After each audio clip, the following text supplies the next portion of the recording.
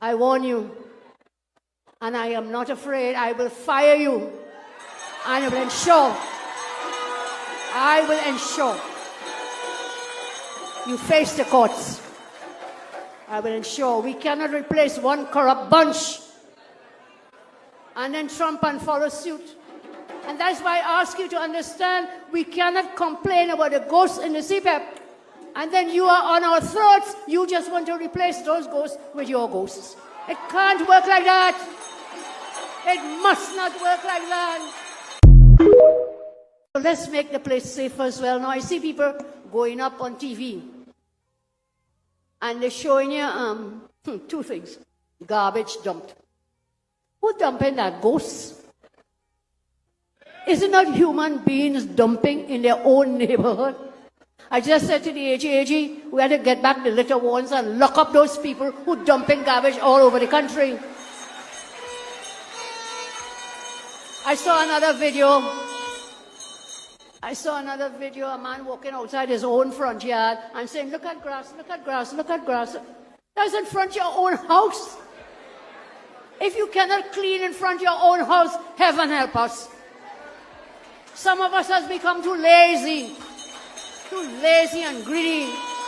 Cut the grass in front of your own home. Dump your garbage in the beaten dump or other dumps. Don't drive up on somebody's road and dump in garbage. We are human beings in Trinidad and Tobago, not animals. So clean up your waste. And AG, get the law working. Let's get the litter warrants out there. And as the AG always tells us, he says, I'm coming for you. I'm coming for you. But if you continue that kind of behavior, patterning from the PNM, I am not going to war with you. I'll bust your head. Should you do it? I'll bust your head.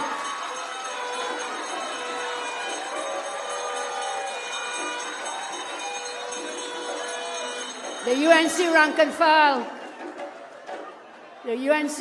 file, and I and many worked too hard to put us back into government. For some people to be now favoring the same corrupt, eater food, fake elite.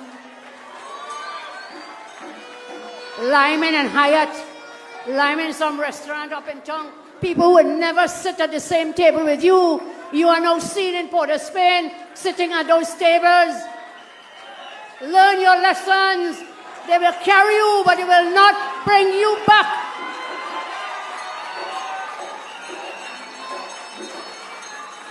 Consider this as a warning. Consider this as a warning tonight. If you continue, I will publicly call you out one by one in front of the UNC membership. And don't ever believe this Kamala 2.0 is not the same Kamala 1 from 2010, 2015. It's not the same. Not the same. Tonight I'm warning the boards and management of Republic Bank, First Citizens Bank, Exim Bank to sort themselves out. These institutions are not functioning in the best interests of our citizens.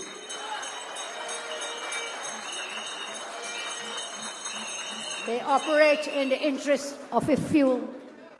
Imagine this. This really happened. This is a true story.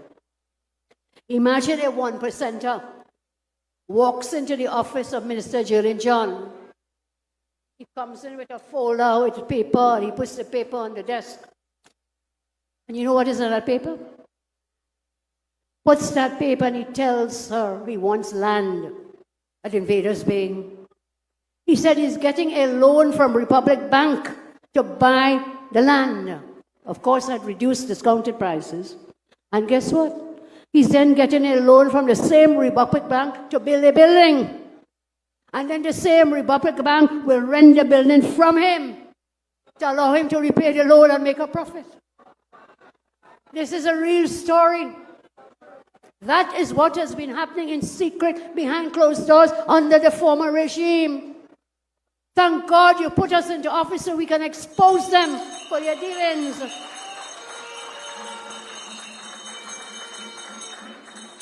And this story, I tell you, I am told the same thing is happening at First Business Bank. There's no transparency, no fairness, just in-house deal-making.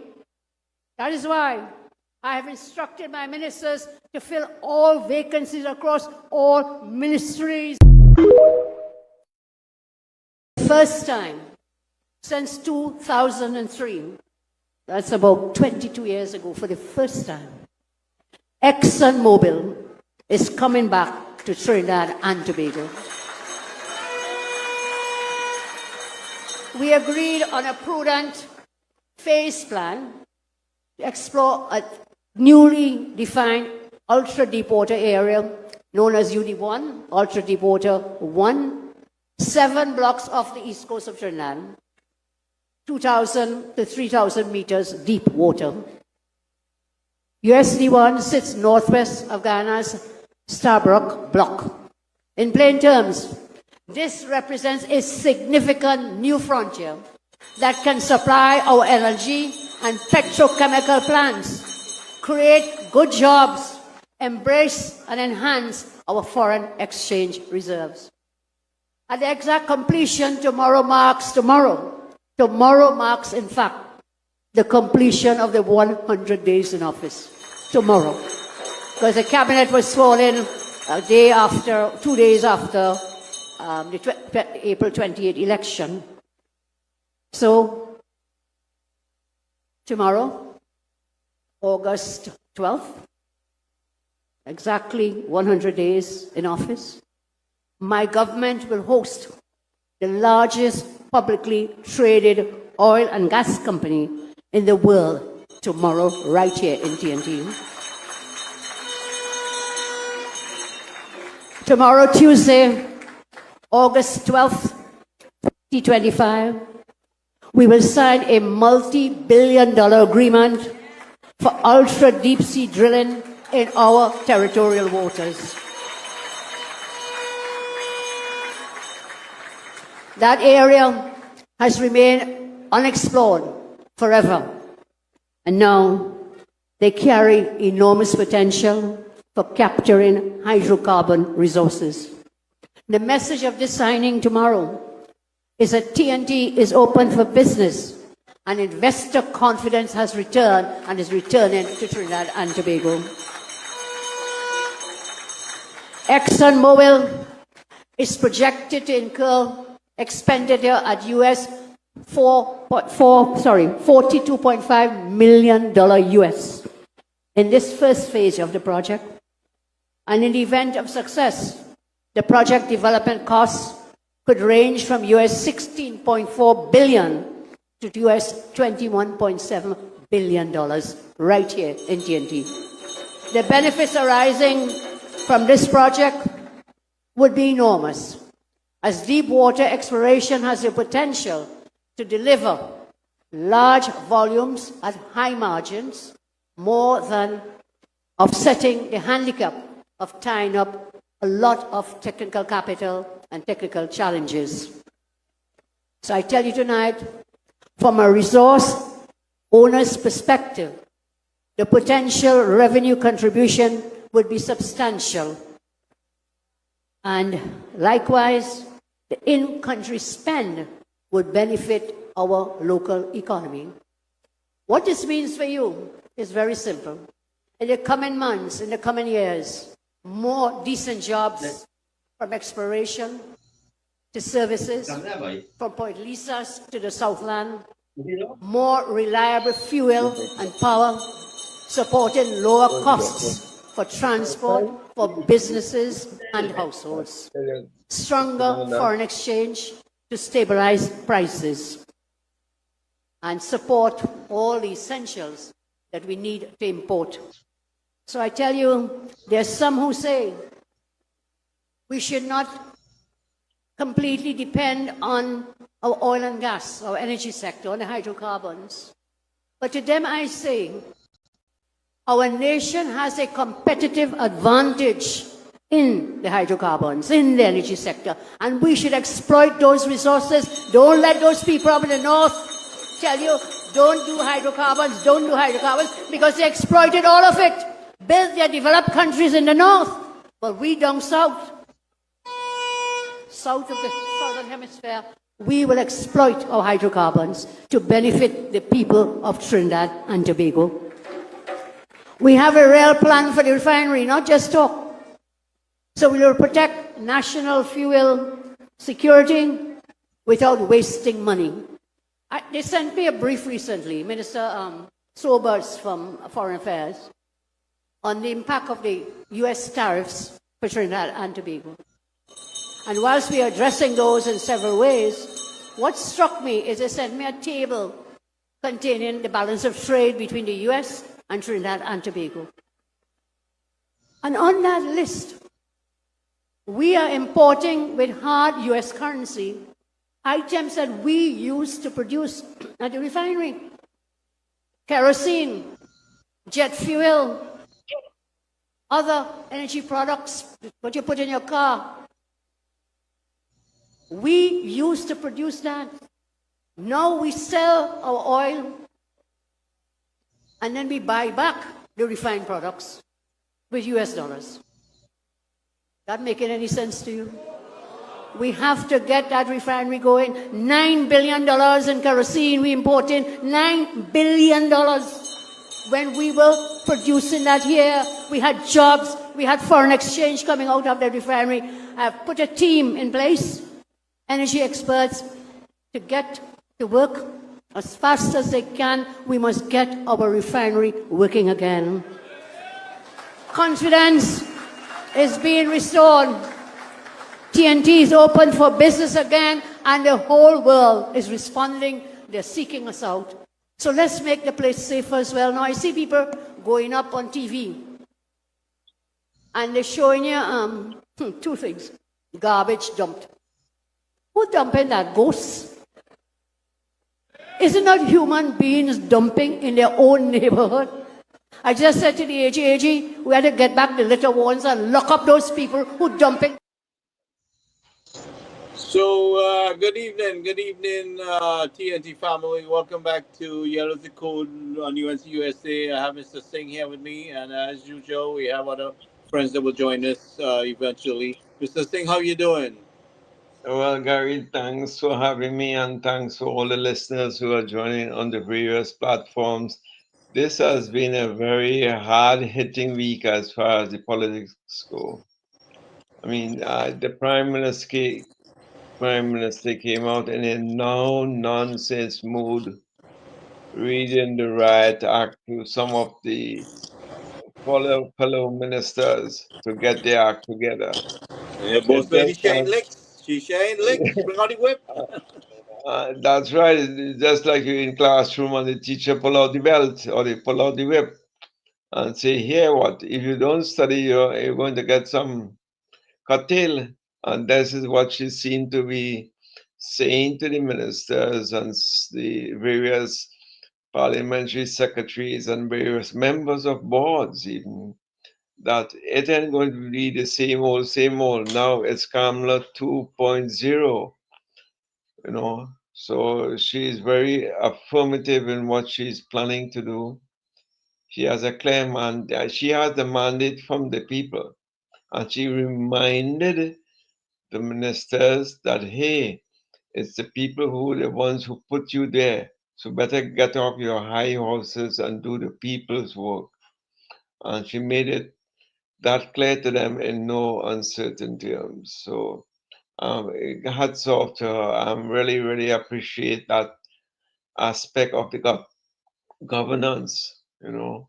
So that struck me the most. I listened to her speech Monday night, and she tackled just about all these shortcomings, you know, the areas which needed drastic help. In fact, the banks was one of the areas where, and we have spoken about that in our platform already, Gary, about the banking situation and so on, the favoritism, the profits, that colossal profits they are making in Trinidad, despite despite low economic activity, that the bank's profits are increasing every quarter, every semi-annually, every year upon year upon year. Well, you know, Uh, the thing about it is the boss lady's paying attention when we think she's not.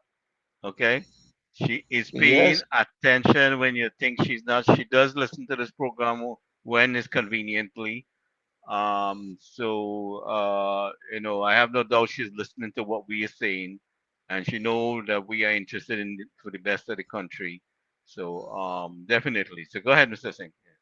yes. So one thing I need to let you know, there is the ADB, the Agriculture Development Bank. She did not touch on that, but there is a massive, massive cover up and fraud in that organization that had occurred over the years of P&M mismanagement. But no, Mr. Singh, Two, compared to all what we've seen, where where will we not expect fraud? You know, but go ahead. You know, go ahead. you're right, but this is fraud where board has been terminated. New board has been appointed in April.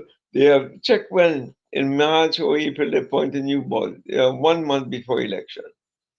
Then a number of officers in the ADB, senior officers, have been sent on administrative leave. So what is it? There was collusion apparently between the whole board and members of staff to defraud the government in big ways, man. Big, massive, massive ways. It's not 2 and 3 million, it's hundreds of millions of dollars. And what do they have to show for it? Some officers have been there for on 2 years administrative leave with salary and so on. You know, to tell you the level of mismanagement, and they are under the impression that the current UNC board, which is to be appointed, will just kind of put that on the side and just allowing things to continue as the same old. But that level of fraud is, you're talking hundreds of millions of dollars going into the wrong hands. Wrong hands meaning the criminal elements, you know. So that's one of the new ones which I think should be busting in the near future. I pity we didn't have Wade online because he is very familiar with the Especially banking setup. where he been how to say bringing this to the public attention with the banks for the longest, Yes, you know, longest time. and I'm sure he's gonna be happy to hear her speech when he catches up to it, you know. But we're gonna have him Well, here. But yeah, I think he's following it right through. He's still following it through because he mentioned it to me that he is keeping up, with the communication side of it. So, um, but I would really like him to delve and to go into this ADB bank in particular, what they left. Imagine they don't have a board. They don't have the senior staff because they all been colluding, and 4 or 5 of the senior management have been for 2 years collecting salary and not reporting for work. In fact, I understand that they do one approval for the month.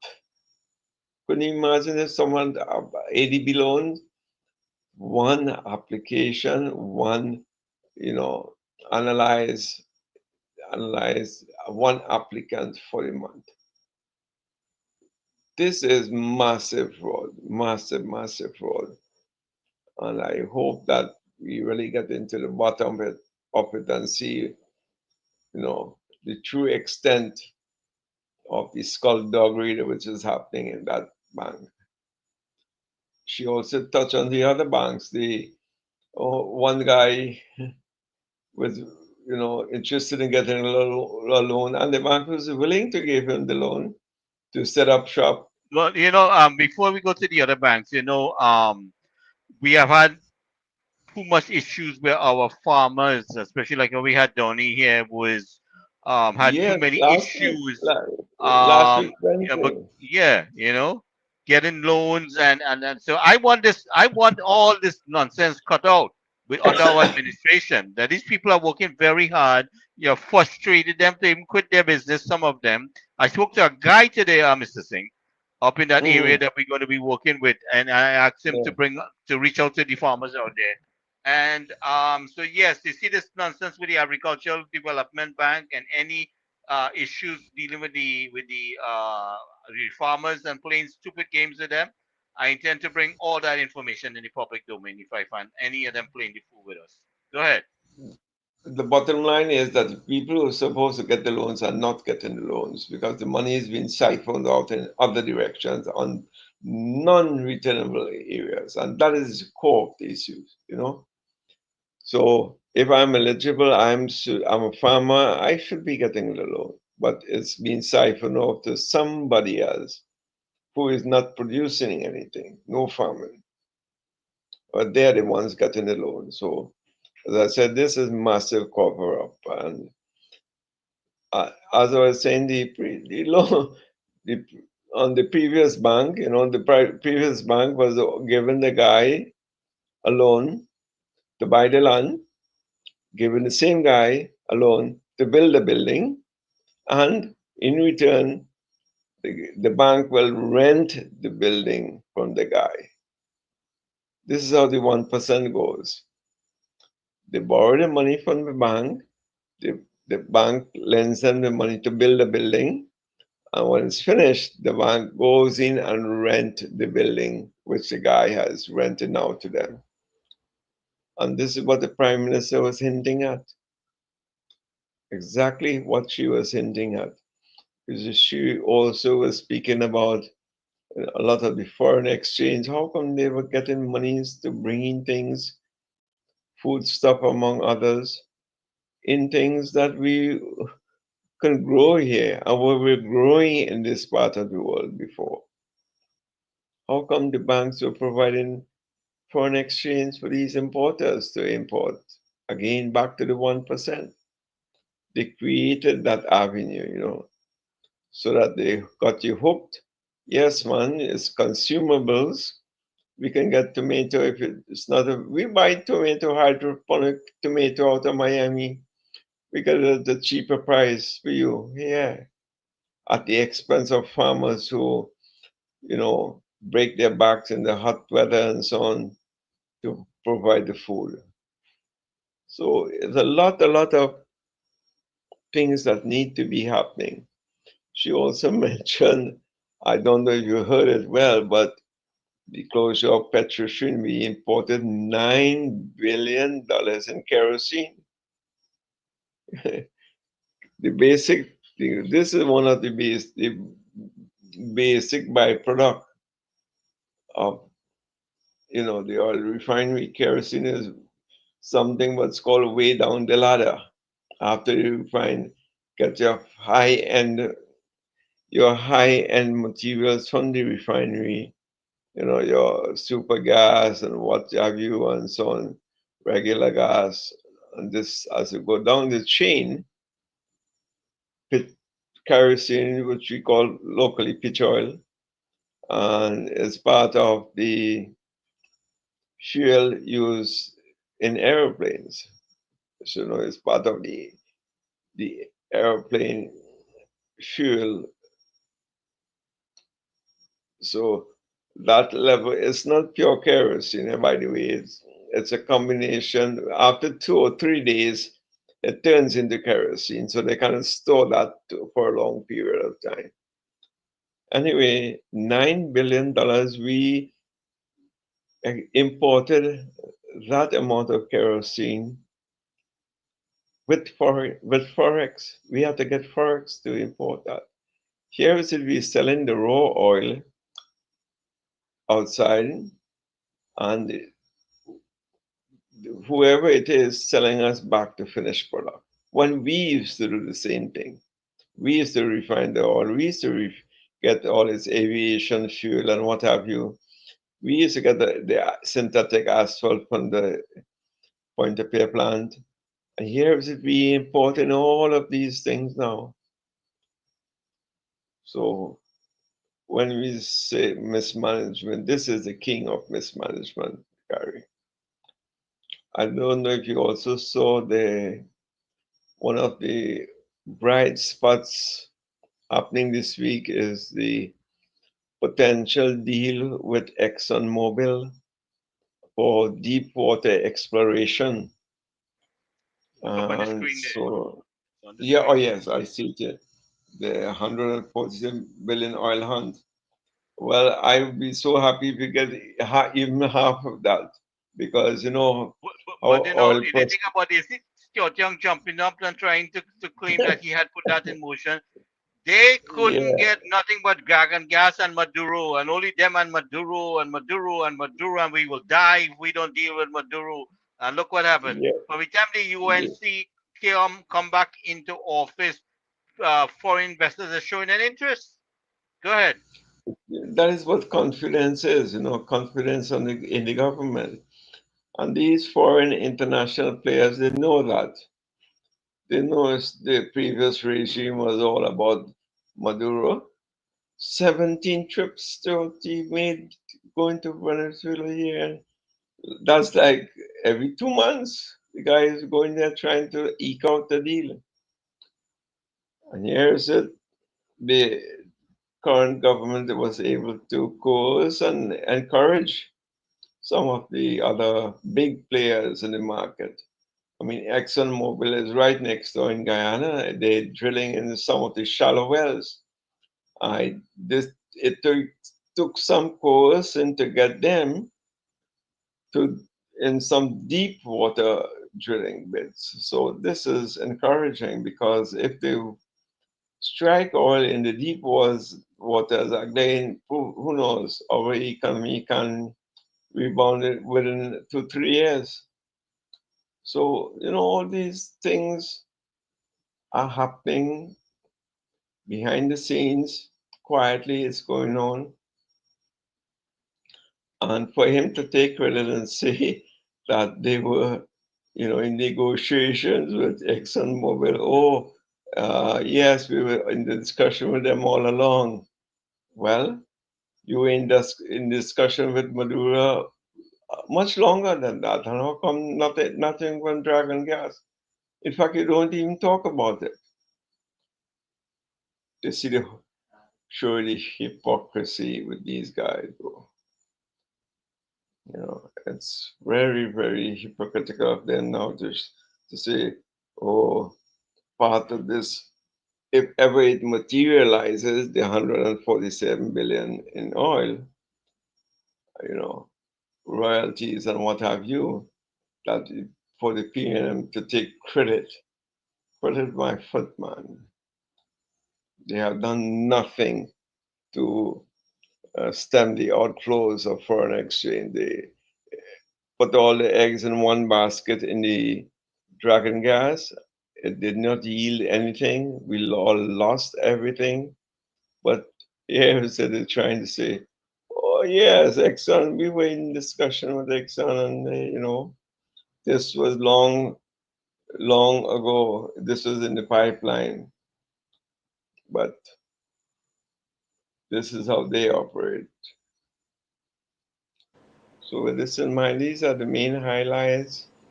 We also saw Caroni, Yes, 200 ex-Caroni workers got you know, their land, the land lease that they were waiting on. yes, this is something which has been long overdue. This is outstanding 22 years now. This is from 2003, 2004. And she promised to, they got some EU funding for this termination or this closure of Caroni, and these funding for the farmers and some which the PNM never really gave to the people who work the sugarcane industry. And she is promising to investigate and find out exactly how much money is for the closure of Caroni and how much money should be Yeah, given I don't know while however you're doing it. You're trying to authenticate with Facebook or something, and you're not going all the way through. So you did. You have to try again. Yes, yes. I don't So, know. All right. So try coming back in. right. So what I'm saying is that she's sticking to her promises, campaign promises all along. She promised that she will resuscitate petrotrin. She's well on her way of doing that. She's even said she will consider resuscitating the sugarcane industry. And let's see how that pans out. She's made it clear with the banking system, the citizenry are not getting the full, benefits of this banking system. It's all skewed, to certain segments of the population. In other words, Well, the you know, average citizen. they tried very hard to conduct business in same old way, but they feel they could push over this lady, but she let them know it's a different Kamala you're dealing with, and she could put her foot down. As I No said, place to be put it. It's Camera 2.0. That's an upgraded version, I guess. Most of the software and so on, from the technological side, they move from, point 1.0 to 2.0 to 3.0, just like ChatGPT, from 3, 3.5, 4. Now, this week they came with ChatGPT 5, which is the latest version. The latest version is 19% always more accurate, more effective, and no nonsense, my man. It gets the job done. So I guess with Kamala 2.0, following the same trend, that is ain't going to be the same old like it was in the 2010 era. It's a whole brand new Kamla 2.0, the new Kamla, as they say.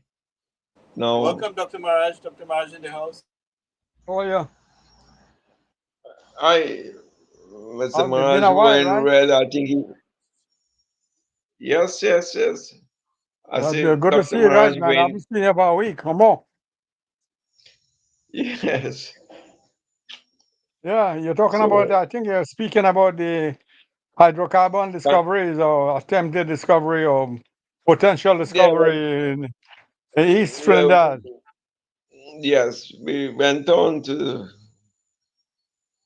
from that to say we were speaking more now about the Kamla 2.0, which is the new Kamla as Tonight, being I'm not warning this. the boards and management of Republic Bank, First Citizens Bank, Exim Bank to sort themselves out.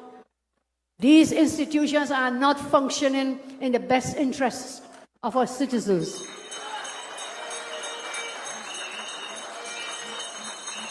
They operate in the interest of a few. Imagine this. This really happened. This is a true story. Imagine a 1%er walks into the office of Minister Jillian John. He comes in with a folder with paper, and he puts the paper on the desk. And you know what is on that paper? Puts that paper and he tells her he wants land at Invaders Bay. He said he's getting a loan from Republic Bank to buy the land. Of course, at reduced discounted prices. And guess what? He's then getting a loan from the same Republic Bank to build a building. And then the same Republic Bank will rent the building from him to allow him to repay the loan and make a profit. This is a real story. That is what has been happening in secret behind closed doors under the former regime. Thank God you put us into office so we can expose them for their dealings.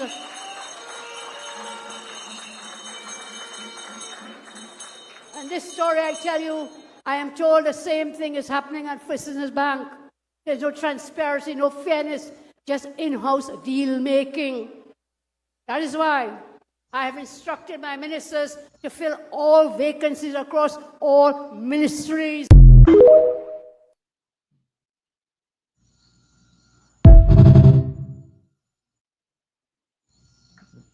question now? Somebody want to answer my question? Sure, Who we Go have ahead, there? Dr. Mirage. Go ahead. Well, Ned. Ned's not here tonight, right? No, Ned. Ben is Not, not here. He's on vacation, and uh, Ken Ali had some technical problems, so I have to help him with it. Tomorrow he's going to try again. yeah. No, the question because I would have liked someone of these guys to answer my question, which I don't know if someone could give it a try. Well, you yourself, Gary, might give it a try, but I'm a little scared of what your answer would be like.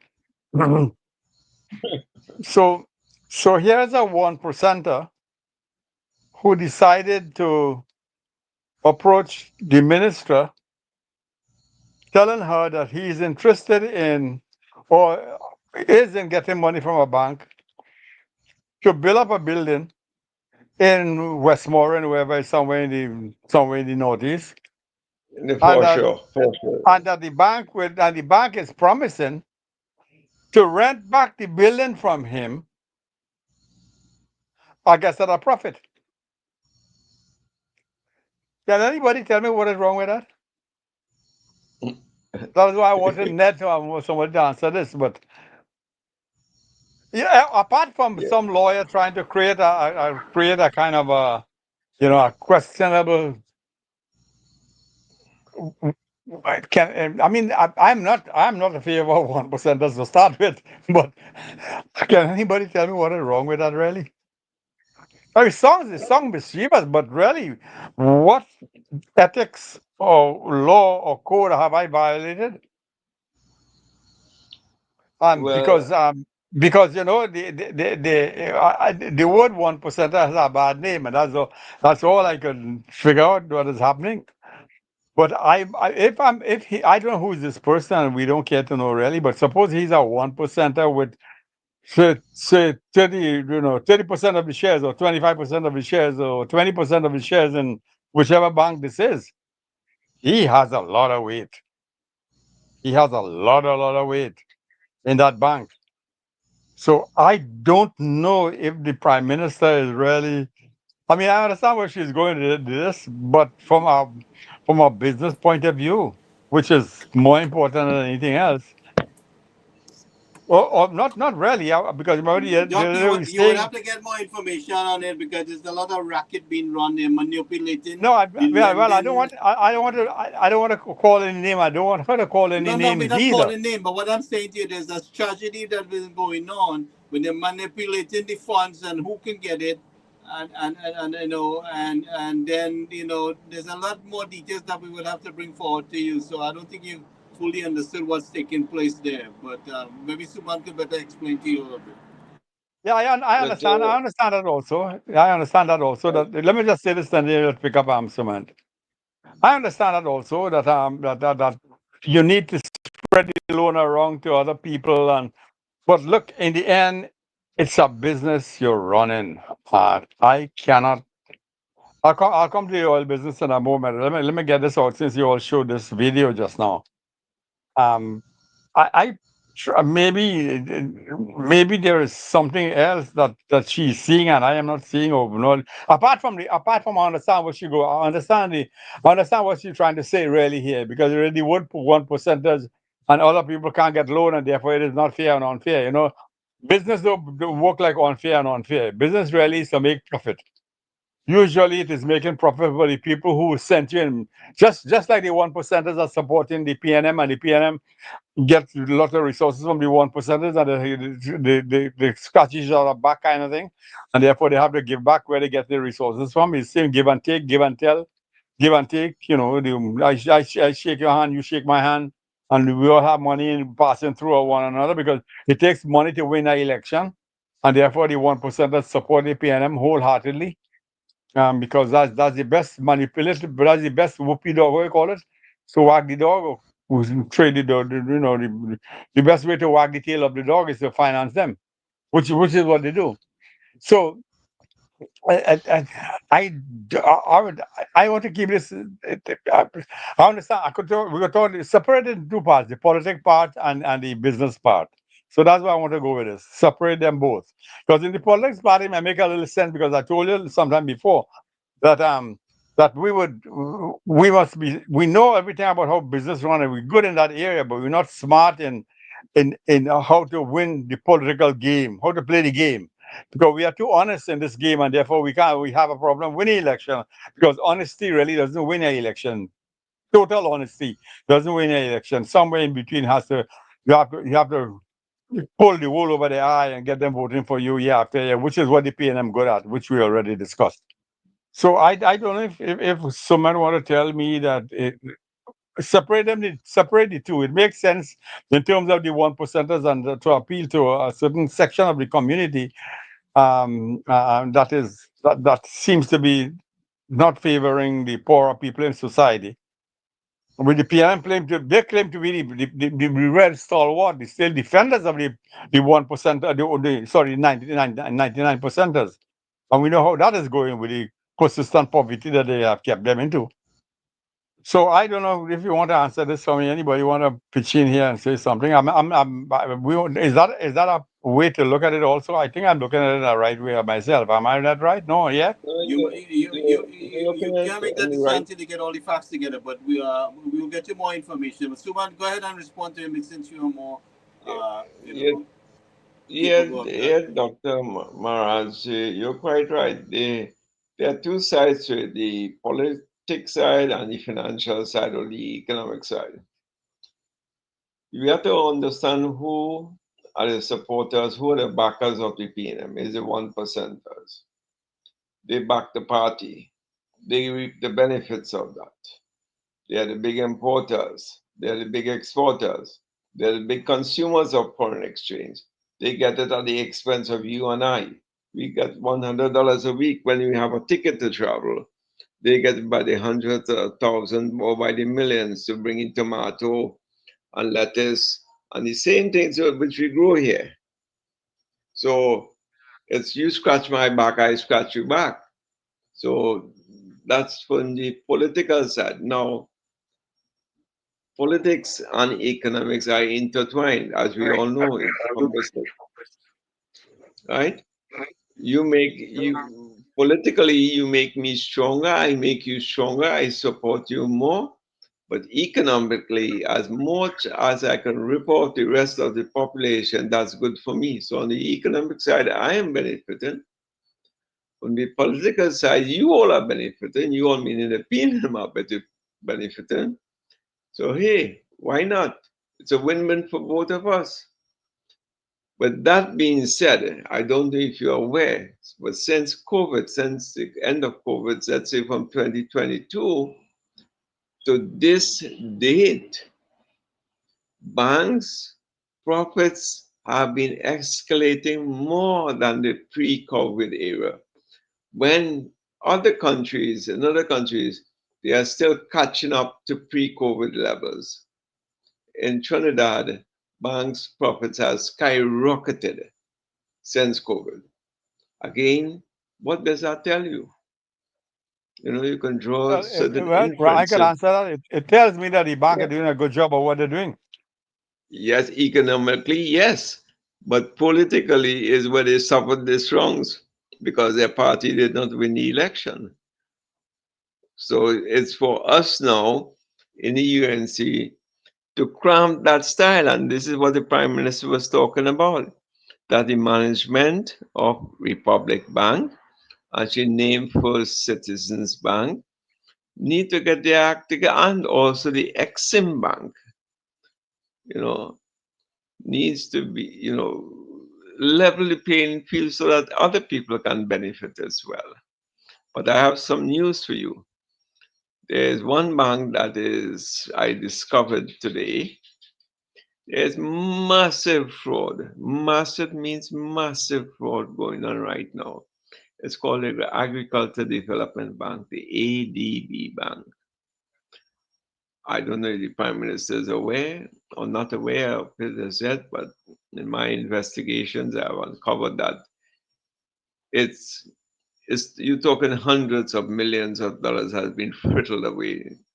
There is no board at this time, and a couple of the senior management are on administrative leave. Some of them have been there for 2 years now, collecting the fat salary every month. Could you imagine what's going on with upper level management and the board? There could apparent collusion to steal money and to divert funds away from who's supposed to be actually getting the money, which are the farmers, and who are actually getting the money, who are the criminal end of it. So let's leave it at that like that, because I hope there is an investigation start on that shortly to show up the massive fraud that's happening in that bank, especially. But you So see, I you see, mean, you see how they strangle the majority of the country, and the farmers are suffering, and they kill our agricultural production. And I mean, we have heard about land being given to people, and funding given to people that are not doing anything with it. And you have these people who are working their tail off to, and you're doing everything in the world to frustrate them and kill their hard work and progress, and and their economic side of thing, where they do not benefit. And so the thing, the system is being manipulated, and a lot of discrimination, from geographic to political to racial discrimination, yes, that yes, that has taken place. And that is why, I mean, a lot of us went around them. But the thing about it is, and some of us are so foolish to feel, well, because we made some money, that they are our friends, but they're not our friends. and And so the money, the whole monopoly is being manipulated to keep the flow of cash in certain people, and the man who's trying to make it not getting anywhere. And this government ran on the pretext that we was here to represent the people, and the prime minister is seeking the interest of the majority of the population. quite true, quite true. That the people who supposed to be getting the loans, is money is not filtering to them. It's filtering to a different element They lock it of down. people. They lock it down. They lock it down. And not only that, that element, or those belonging to that element, are not paying it back. So you'll have a lot of liabilities and bad debt sitting on your books. Whereas the poor farmers who should be getting the loans, there's once in a way a farmer may, But fall they off the have screen. frustrated these people to kill their business. Just imagine, like, Yeah. things like the tomatoes. I think you're saying that we import it, that things that could grow in Trinidad. Why are we spending forex to import things that we can grow in Trinidad, Lettuce and right? breadfruit and all these things. I mean, there's so many destructive thing and oppressive thing done to our people. Uh, you know, so it's. I mean, just imagine. I mean, we saw there was a previous article with Ken Ali about the 978 million spent on importing drugs, and we only have aspirin in the hospital, and in the medical centers, health centers. So where the money gone? 970 million, and the drugs not there. Where the So drugs that's gone? Who how they. taking the drugs? So you see, Two that's hundred, good for the. 300 That million allocated to Europe there, right? And 231 million withdrawn, and only 2 million spent on goods and services. I mean, come on, guys, are we catching it here? Doc, you the finance man, tell we. So I'm a banker. So let me talk like a banker here, please, because maybe from what I listen to you, what I'm hearing, less fortunate people, farmers and small business and blah blah. All that is interesting. But if I'm giving a loan, my main concern is that I will get back my money to start with. Apart from the profit, I must be guaranteed or close to guarantee that I will get back the money that I'm going to lend to a banker, sorry, to a small business or someone who is in need of agriculture and so on. These are high risk business. I will not want to give a loan to a bank if I think, especially these days where the weather is so terrible and you could lose all your money overnight and there's flood going to come and the society is so not prepared to help to protect your property in terms of So flooding that and dry is bad why weather the and all Agricultural that. Development Bank is there for. It's Yeah, for so the all those agricultural things, investment. with a drawback on me giving a loan. So I would like the government now to guarantee the loan, and then I'll be able to give the loan to them by some level of guaranteeing or some level of insurance. You know, probably Crop insurance is called. crop insurance. Right, that's the word I'm looking for. Crop insurance, so I could at least know, manage some of the risk on my behalf where the government comes in. And I give you an example like this in the past, how we would buy the banana at 36 cents, buy that 36 cents, sell it at 72 cents and buy it at 36 cents. So the government picks up the tab, the difference. Because that way you get free, cheaper food to the people. And you also make to break even with your banana. So in the same way that it's nice for us to give help the 1%ers in terms of whatever investment they want to do. But look, I totally agree that there has to be some level of credit given to farmers and people in small business and people who want to. I'm to 100% in favor of that. But at the same time, I want to be protected with my cash because that cash belongs to the shareholders, to the same 1%ers on them. And if I keep on risking my capital and in danger of my capital not recouping my investments, my shareholders are going to fire me, and therefore I will be out of a work or a All job or right. whatever that will be. So we have to walk a fine line between trying to please the farmers and at the same time trying to secure the well-being of the financiers who are usually the people who buy stocks in a company and invest. So it's nice it's nice. It sounds really, really good as the way the prime minister is saying it.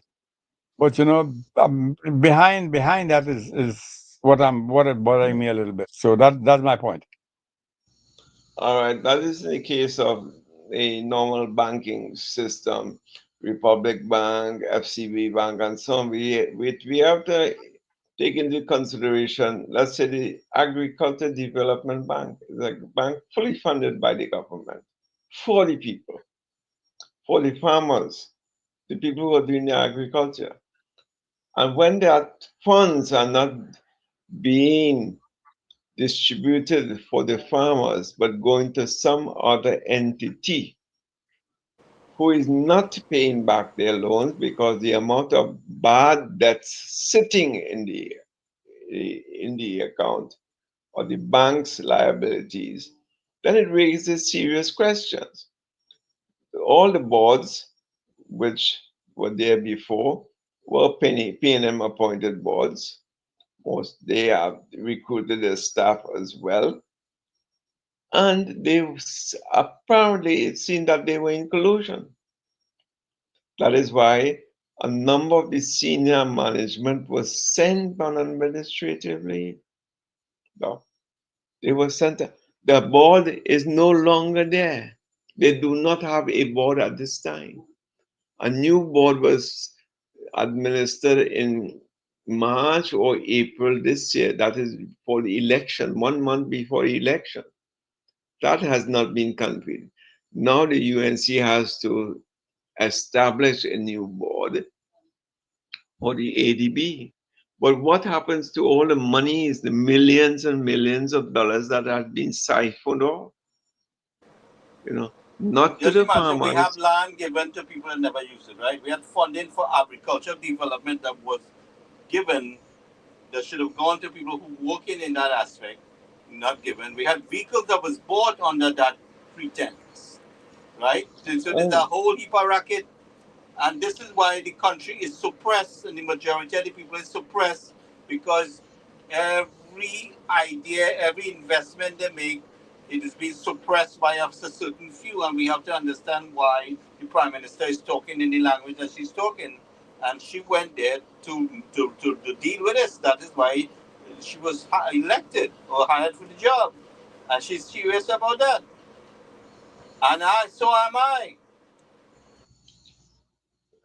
Doc, just let me answer additionally your question. I know we discuss this, but there's a political side and an economic side.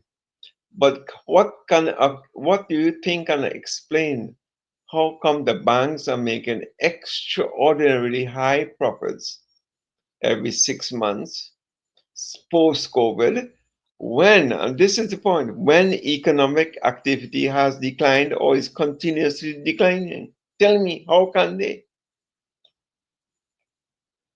Don't forget, we just went through a big crisis in 2011, 2010, No, where 2008 was the housing crisis in no, the that's the US. American, but the Trinidad was about a year behind.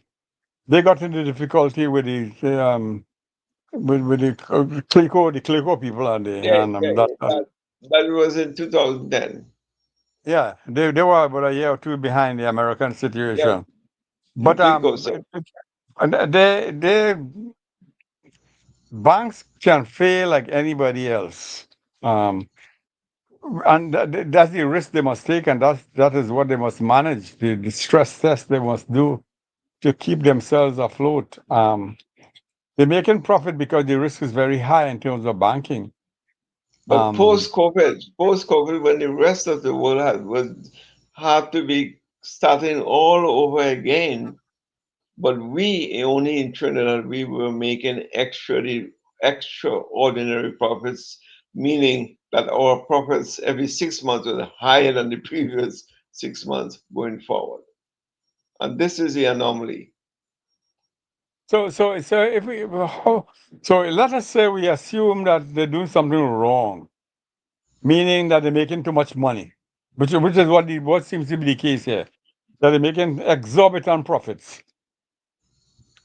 Isn't that so? What's the answer to if that is a to me? Okay, personally, I don't see that as a problem. You're making profit, you're just good at what you're doing.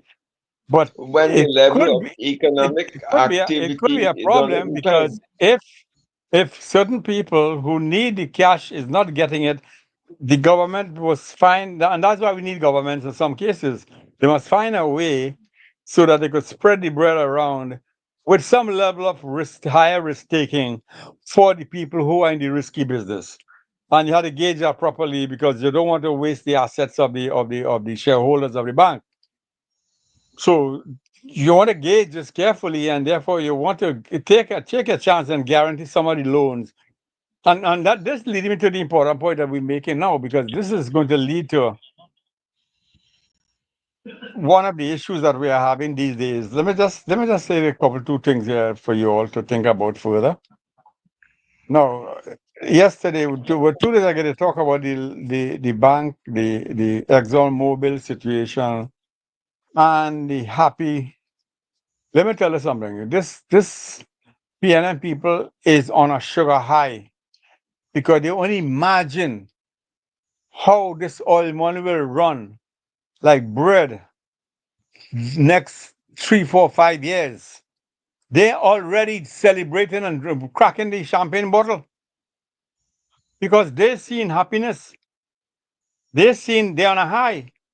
They're on a hydrocarbon high. I don't know what that means. They're on a hydrocarbon high because they don't see money. The bread will run like water.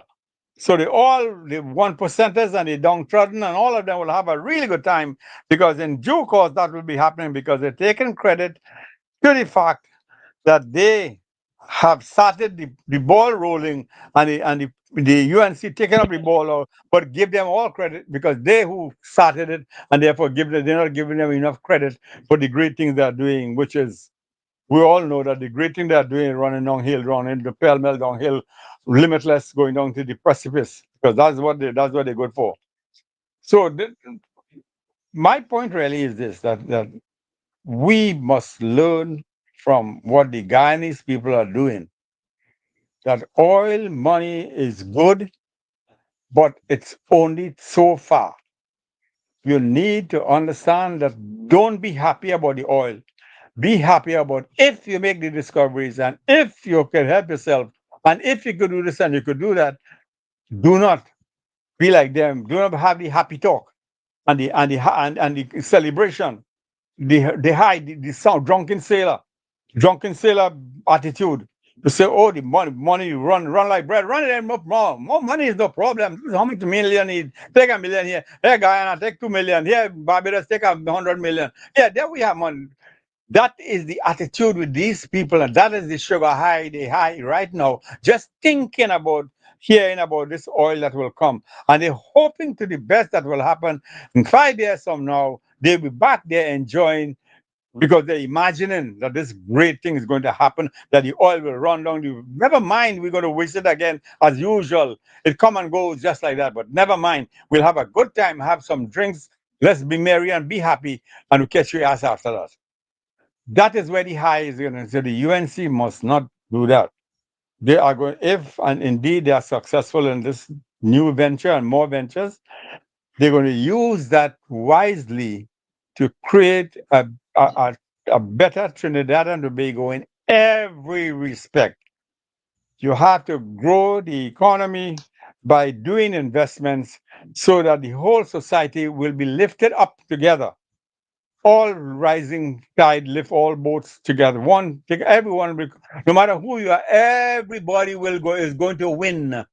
And not only the 1%ers and the other guys who go and take a holiday every week, traveling to Singapore and going all over the place.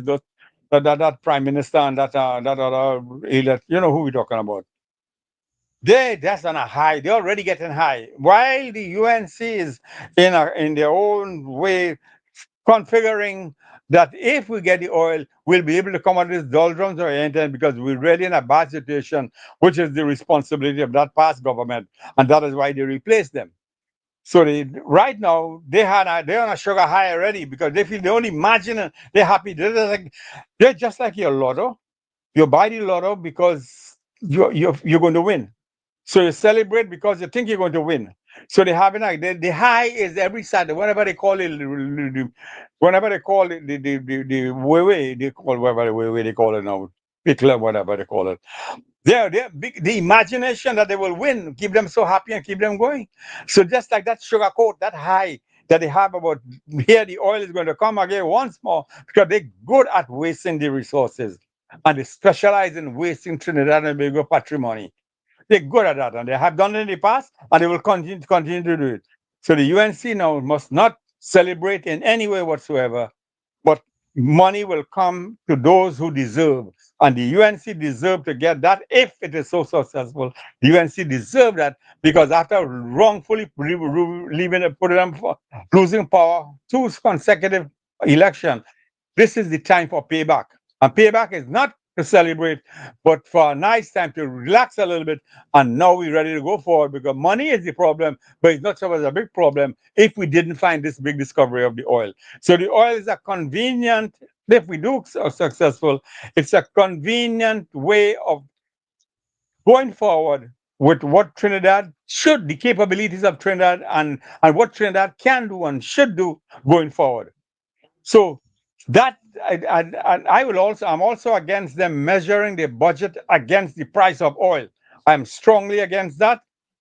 That's the benchmark PNM have always used. If the PNM, if the UNC is doing that now, they must do so, but apologize for doing it because we don't want to depend on oil anymore. We want to depend on other things. We want to diversify the economy, and that is why Exactly. So this is we're the not going point, to doctor. celebrate. How do we We're not going to invest it? celebrate. What we'll do the correct thing. The correct thing is to understand where we are, use whatever windfall we might get for the betterment of everybody in Trinidad and Tobago entirely.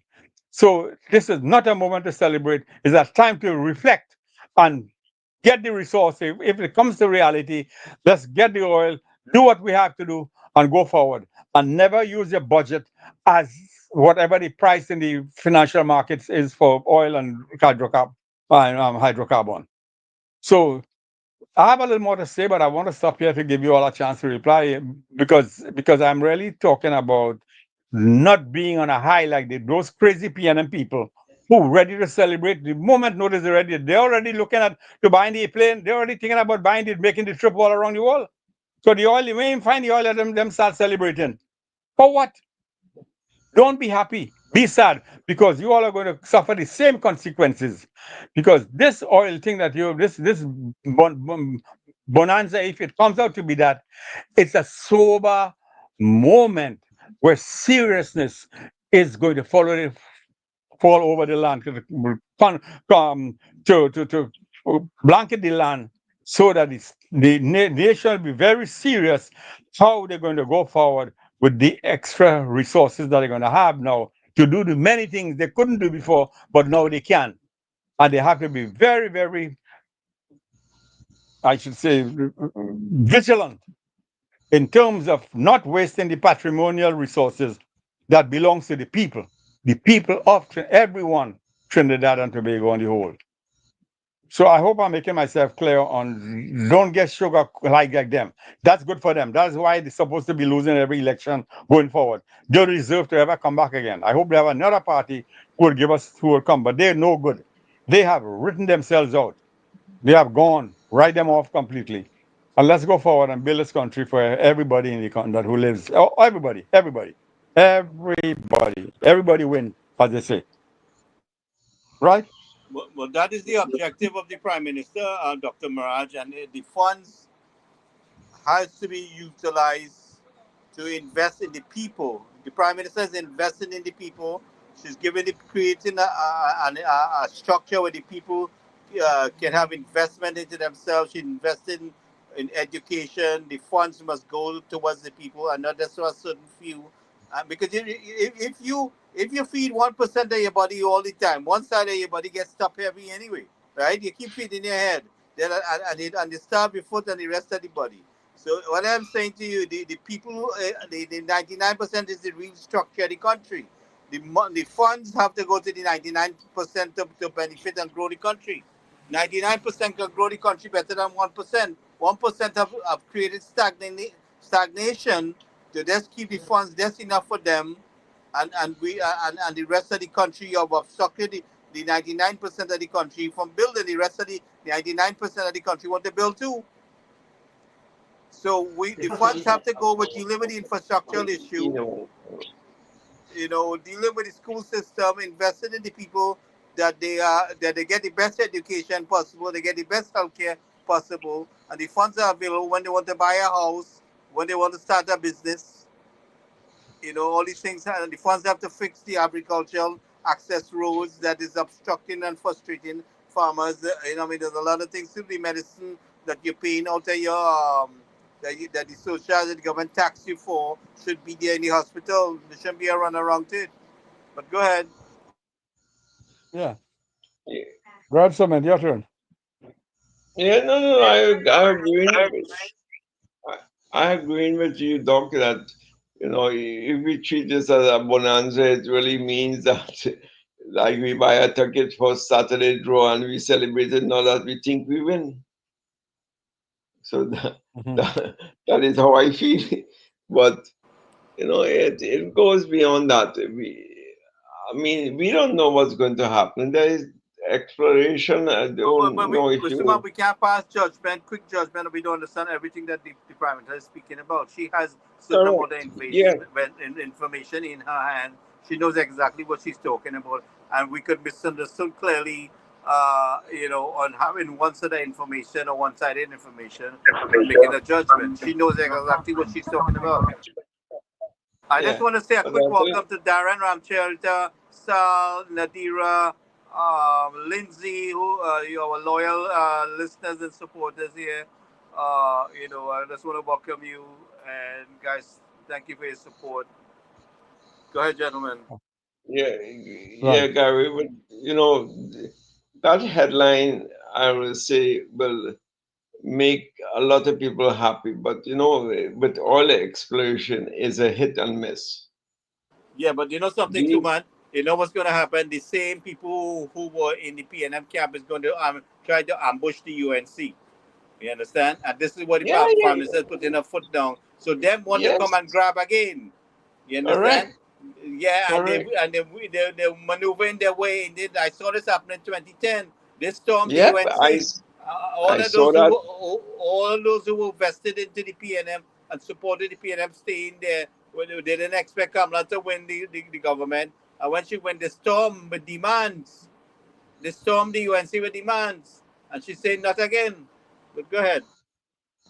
This is exactly what it's a copy of what's happening in 2010. And I think when she said this is not Kamala 1.0, this is Kamala 2.0 now, meaning that she has learned her lessons and she's exhibiting strong, decisive leadership. She read the riot act to her MPs and for parliamentary secretaries and to all those appointed on state boards. She made it quite clear that they know how difficult it was to get back and win this election. And the people are the ones who put you here, you meaning the MPs. And if you do not do the people's work as you said you should have, or as it should have been done, she's cracking the whip. She's used some strong language there. I will bust her head, you know. Yeah, if you So lose focus on how you got here, why you got here, she will fix that quick. Welcome, yes, Peter. and that is the right way. I like that management style. Ship up or shape out, man. Get your act And together. she's dealing it right off the bat. She's not letting it fester and go out of control. She's setting her foot down. Especially when she mentioned that with some of her current, supporters and those in higher up, I don't want to say names or anything like that. They have been seen. They have been seen co-mingling with PNM, Who would not normally give you the time of the day. right? And the 1%ers and all the big contractors and so on. So they're doing the same bloody thing that the PNM are doing. And she's talking about the ghost gangs. The same thing. So she's warning the UNC upper echelons, do not do that. She's just observing us at this point in time. And she's quite right to say she'll crack the whip on them one time. Because she's saying, and quite rightly so, don't forget who are the people who put you here. Who are the people who put you here? And you want to follow the same old PNM style? No way, man. So she's quite right. I thoroughly enjoyed and I appreciated what she was saying from a managerial point of view and from an economic point of view as well. Let's see, let's do the people's work. And she is willing to terminate any of her, MPs or parliamentary secretaries or board appointees to bust it short one time if they're not following the procedures. And that was good. I like that. Let them know upfront how difficult it was to win the election after 10 years, and now you're going to But, spray the but, but, but food. guys, not only winning the election for 10, how difficult it was, how much suffering took place in the That's what country, I how much mean. abuse and bold fists and very bold fists. They stuck a knife in our back and twisted that knife and laughed at us. So we cannot forget this at all. And I keep on saying the same thing, Gary. Every single ministry, every single department, Welcome, every Dr. Rambo. single thing. Dr. Rambo in the house. Hi guys, hi guys. Hi, guys. Good to see you, Doc. Yeah, every single thing is still broken, but they're just trying to fix things. And as they're fixing bit by bit by bit, but they're discovering and uncovering more and more, you know, fraudulent And activities. plans to ambush us. Plans to ambush us. Yes. You know. Oh, yes. So, as I said, this latest one it was the banks, but the ADB one in particular, which I only discovered this today through few contacts I had. It is a horrible situation happening there. I don't know if I could again raise another matter here that everything you all are saying that I would like to also ask you to fact check yourselves. In the Prime Minister 1.0, she fired quite a number of people. Some people Yes. agree and some people disagreed. So be careful how you're cracking the whip, as some of you saying, because this Well, could backfire. So I am not in favor of too much of belligerent behavior, but be smart in what you're doing, because that didn't work out too well. It because the 1.0 didn't turn out to be real great, because it's nice to see you firing a lot of people, and they were a lot of them were clapping. But be careful, just be cautious. And you still have another 4 years and a 3/4 to go yet before the bell ring again. So let's get the damn work done and stop the gallivanting, but be careful. I'm not saying to let anything get away, no, far from that. I am saying govern smart and let's move on. correct. Well, that is exactly Absolutely. what she's doing. That's exactly what she did. That's what I think she's aiming to do. Exactly as she's aiming to do. Terminate You lost somebody the with election the just last time. cause. You lost the election the last time, though. So that is what I'm talking about now also. So yes, go ahead, but Well, I don't know. I don't know if we lose. I don't know if you call that lose of election. The election was hijacked, but anyway, right, we right, will. okay. You know, I Let's mean, go there's on. Yeah, not. I understand. Yeah, go ahead. Go ahead. Yeah, go ahead. Go ahead, your turn. Yes, you're Right right. now, You have to right. Sorry. 2.0.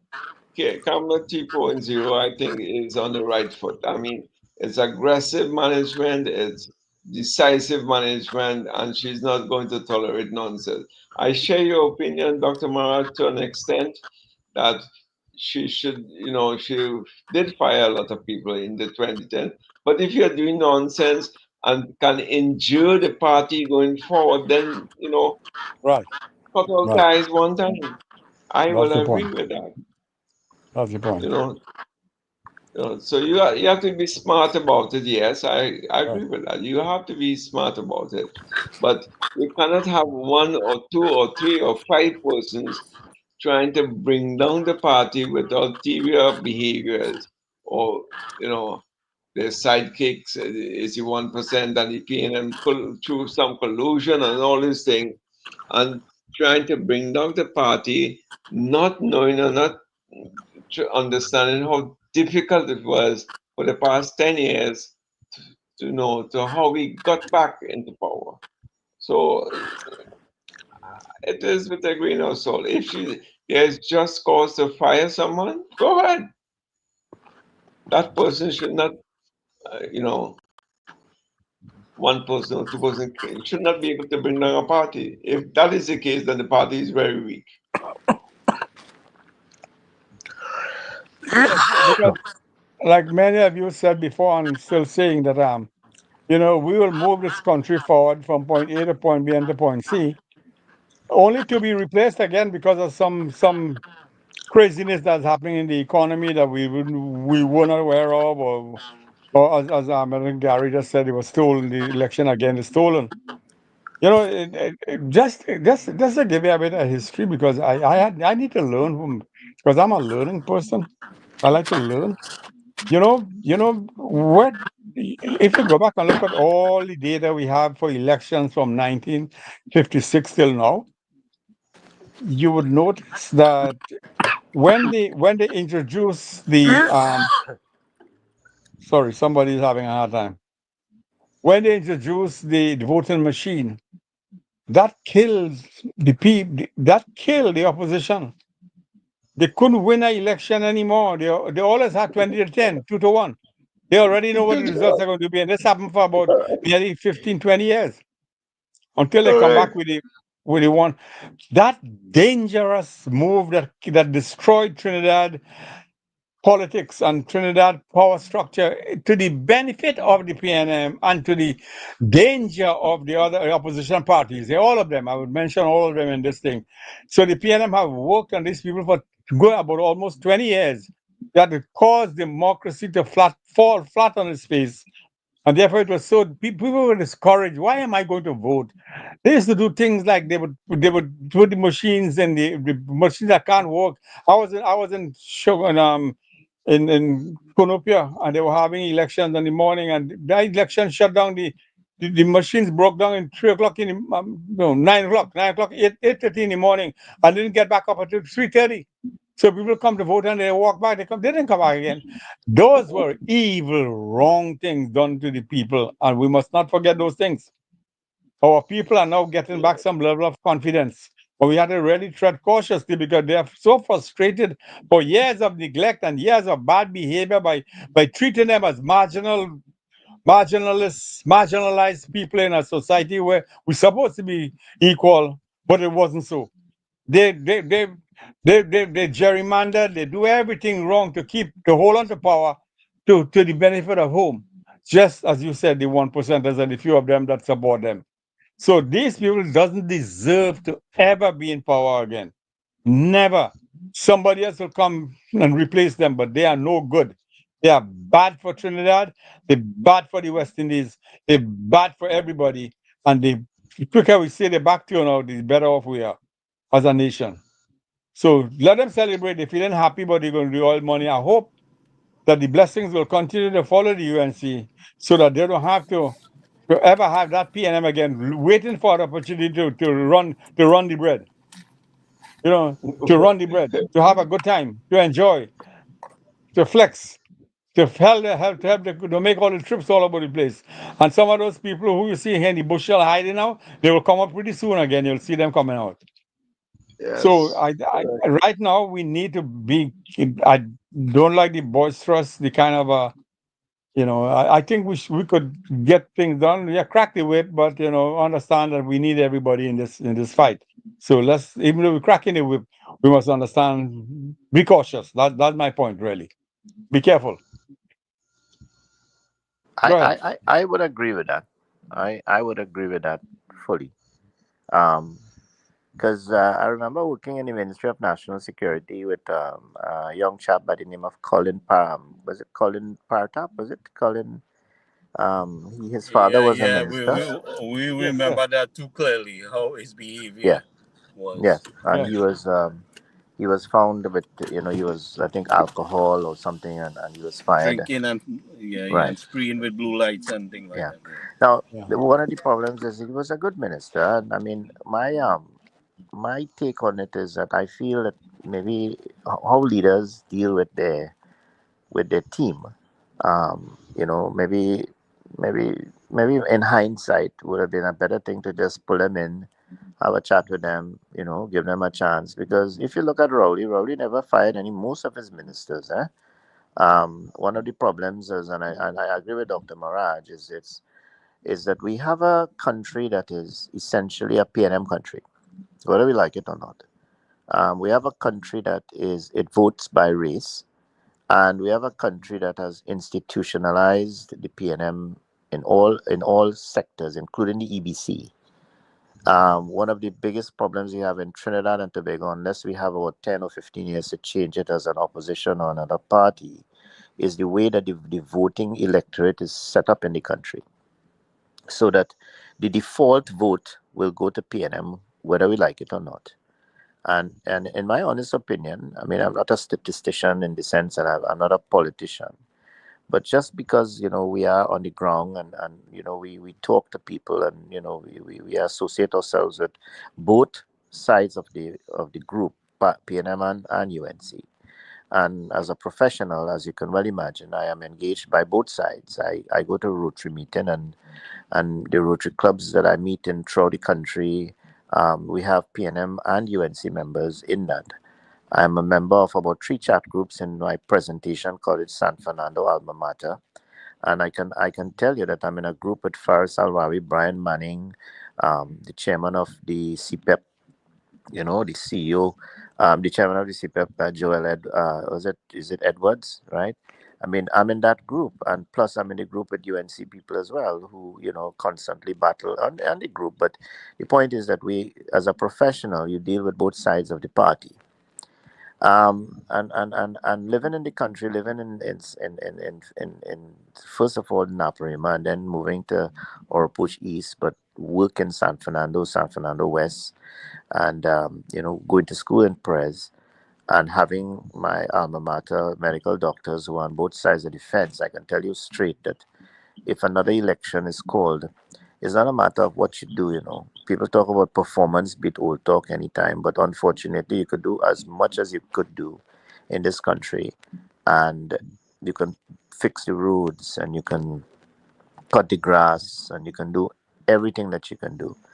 But if you cannot propagate a very stable government, and you cannot give the impression that there is good leadership, and you cannot convince those fence voters to not vote PNM, or to just withhold a vote, we will see PNM winning again. It's just a matter of time. So a lot of people are willing to wait in the background until they win. And they will win eventually, whether it's 5, 10, 15 years down the road. And we hope never. But the point about it is that the reality is they are a strong party, and we never should underestimate them. They have the people, they have the people within the ministries, the public service, they have the people in the business sector.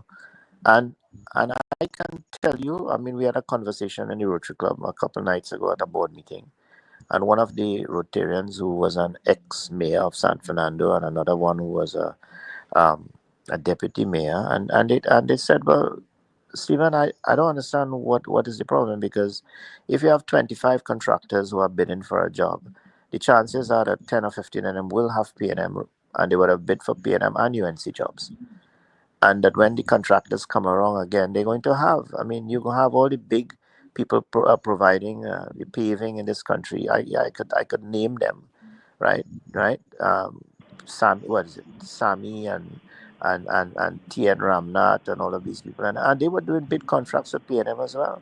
Junior Sami and TN Ramnath, right? And they're going to be doing contracts for the UNC as well.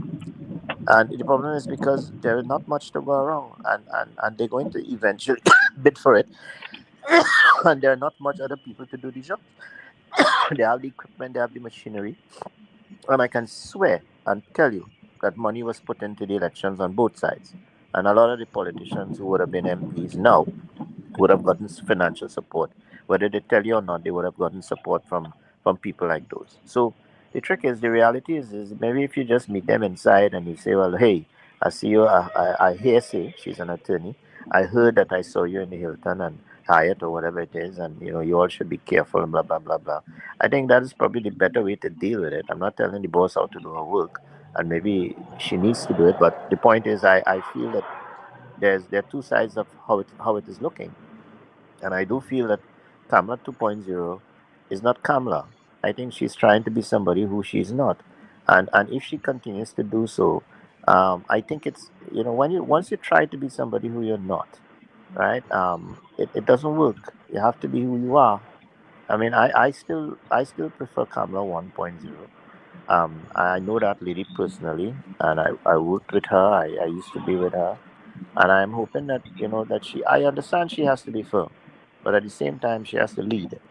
And one of the most important things about leadership, I mean, is that we have to pull our team together, right? School who we have to school within closed doors, right? Make sure that they know what they have to do, and then judge them after. If they have to fire them, well, you fire them, and then you give the country why you have to fire them.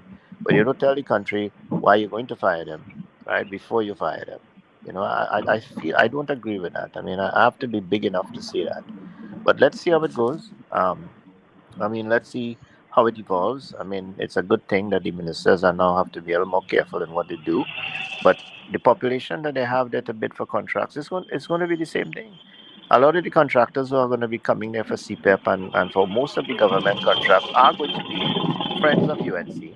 Some of them are going to be PNM, right? And because it's a small country, we only have 1.3 million people, and we only have so much contractors. You understand? So this is just my perspective. I'm sorry. I mean, if you disagree with me, it's fine. But it's just how I look at it through my lens.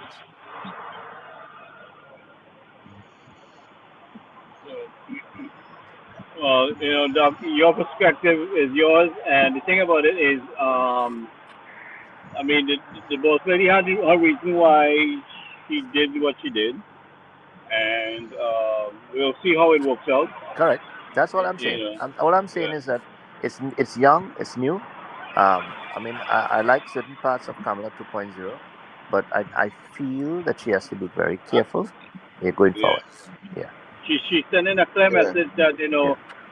what you get over me, basically what you get over me in the previous term is not going to happen this time around, and she's And standing strong. as parents go and as parenting go, right? That doesn't work in families. It She's doesn't cracking the work. whip. Yeah, it doesn't work in families. And trust me, we look at all the science of parenting. There's nobody that actually wrote the ideal book on how to parent to how to bring up your children. Eh? Everything Right. has different environmental and other conditions. So nobody wrote the ideal book on how to bring up children. But the science does show that cracking a whip with your children and being very stern and reprimanding and embarrassing them in front of people is not really the best way. It hasn't proven to be the best way. I So, think Doc, I think so I Ken had a little trouble getting in with the technical things, how to sign in anyway tonight.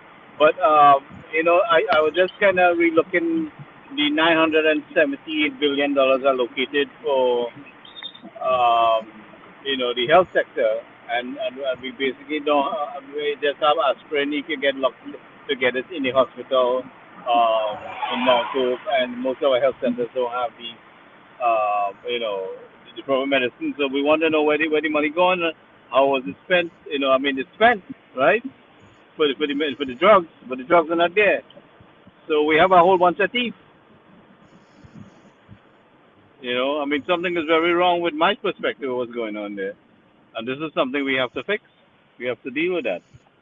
It is run like a CPEP thing. Just like CPEP. I mean, with the 231 million pulled out and only 2 million spent on the goods and services, where's the money? Somebody had to show us the money. You know. So let's hear your point of view on that, Doc. Doc, you there? Not me, right? No, Dr. Rambo, you could jump in a little bit. But I want to hear Dr. Rambo as a medical professional. I don't know if he's hearing me. But Dr. Margie, feel free to jump in if you want to say anything there. Yeah, because what happened? If I said this and I say this again, there will be wrongdoings that we need to go after. But on the other hand, I would But say look at that the second, extent there. Look at the extent there. Look at I the would say extent we of go it. after that. But when the main, one of the things I told you all recently, the country or the government will have to give us a budget that is workable and feasible going forward. They must spend a good bit of the time, if not, I don't know what percent, but strong, heavy percentage of the time, getting that in motion and start to govern the country that they were elected to do. Right now, they have not done so as yet. The budget will be the ones that is going to carry out that test for them and fulfill whatever. I know there'll be all lots of time to find who do what and who do what, and as the president, what do they call him again, as the as the AG says, he is going to go after them, and that keep that should continue on the side. But in the meantime, our focus should be on getting this economy off the ground, putting a budget, because the budget is the methodology for governing going forward, and Well, everybody will have their AG opinions will have on to the do what the budget. AG is supposed to do. The AG have to do what the AG is supposed to do. That doesn't That's interfere right. with the man. The man that doesn't Right. interfere with the man That's the point I'm who making. focusing Right. on Right. trade. The man who's focusing on the finance. The man who's focusing on building the economy. So the Yeah. AG will continue doing what he had to do. But Right. everybody else. And then you'll find the detractors will be going along with that kind of thing and not focusing on the main thing, which is us trying to take the country forward by having a budget that is feasible and workable for all of Trinidad and Tobago. And that is our emphasis going forward. So yes, those wrong things that are I think some man talked about he talked about the AG, the ADB, ADB. Oh, they have been ratcheting going there for many years with them. I know. But in the meantime, we're going to go after them also. But there's only so much we can do. If we go after those things, do not spend too much time there, but know what's important. And that's the point I'm trying to make. Know what's important going forward and focus on that, but not forgetting, like I always say, if there's malfeasance, if there's underhandedness, if there's illegality, like there seems to be some of them, that should not fall by the wayside. But at the same time, don't get too preoccupied with that. Go on to do the main cause. The main cause is building your budget, looking what is best after the people, because they're looking for solution. They don't have not gotten it yet. So they have to come up with something real good going forward. And it's there within their reach. It's not that they don't have it's not that they cannot do it. They got to do it, but don't be sidetracked. And don't talk about cracking whip and thing. Let's get the damn thing going, please. That's my point. No, well, let me tell you something. Where I see it, right? Like and I said, the AG has to do what the AG has to do, right? The finance man has to do what the finance man have to do. The Ministry of Health has to do their thing. Energy have to do their thing. Trade and tourism has to do their thing. So none is exchanging with each other in that aspect. When you say we focusing, the AG focusing on getting the money back and dealing with those who stole the money. That's the AG. That's the AG area. So that has nothing to do with the guy who is focused on driving the economy. So I wouldn't say that we're getting too much caught up with that. We have to retrieve that money, and we need full throttle ahead with retrieving that money. Not just finding them accountable. We have to get the money back because it's not pennies here now. It's billions of dollars, and we have people who's in need, in desperate need in the country, because I get to deal with it on a daily basis when people call and ask me to need this and I need that, right? So, so we do have to find the funding, and our team is working, on some projects with the Tocos and the Grande people there, and things like that. So, that's one aspect. We got people in other parts of the country asking for help. So the government has a lot to deliver. So every man has his job. So I don't see one interfering with the other. So that's the way I see it. Yeah. Yes, I think that's Gary. You're on the right track. I tend to feel the same. The government has a lot of things in their plate and a lot of expectations. And this is the thing, the population say, let's give you guys a chance to solve the problems for us. Now, Dr. Maharaj is quite right when he say that we should not spend too much time trying to recoup.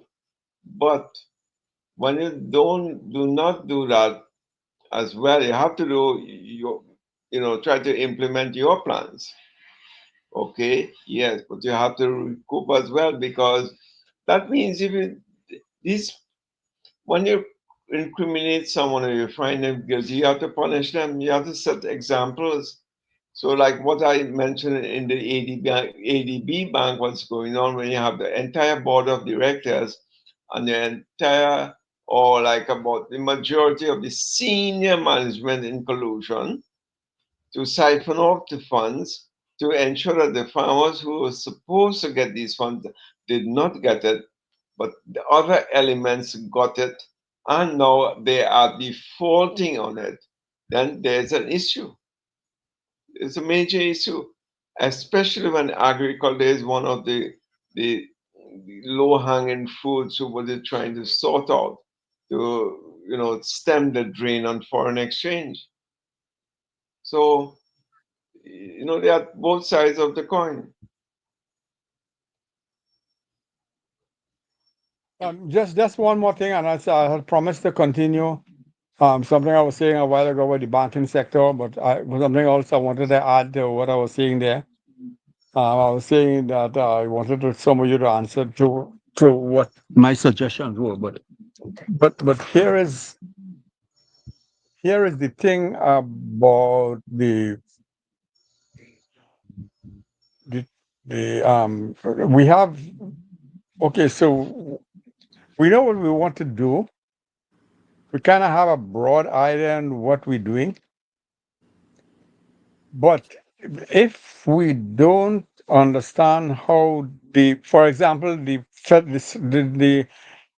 United States government has I wrote an article. I don't know if it appeared anywhere, but if we have an economy that seems there's a tariff. There's a tariff on on Trinidad and Tobago goods going into the United States. There is an opportunity for us to turn this around by trying to apply back a 15% on the Americans so that your industry will get a chance to thrive.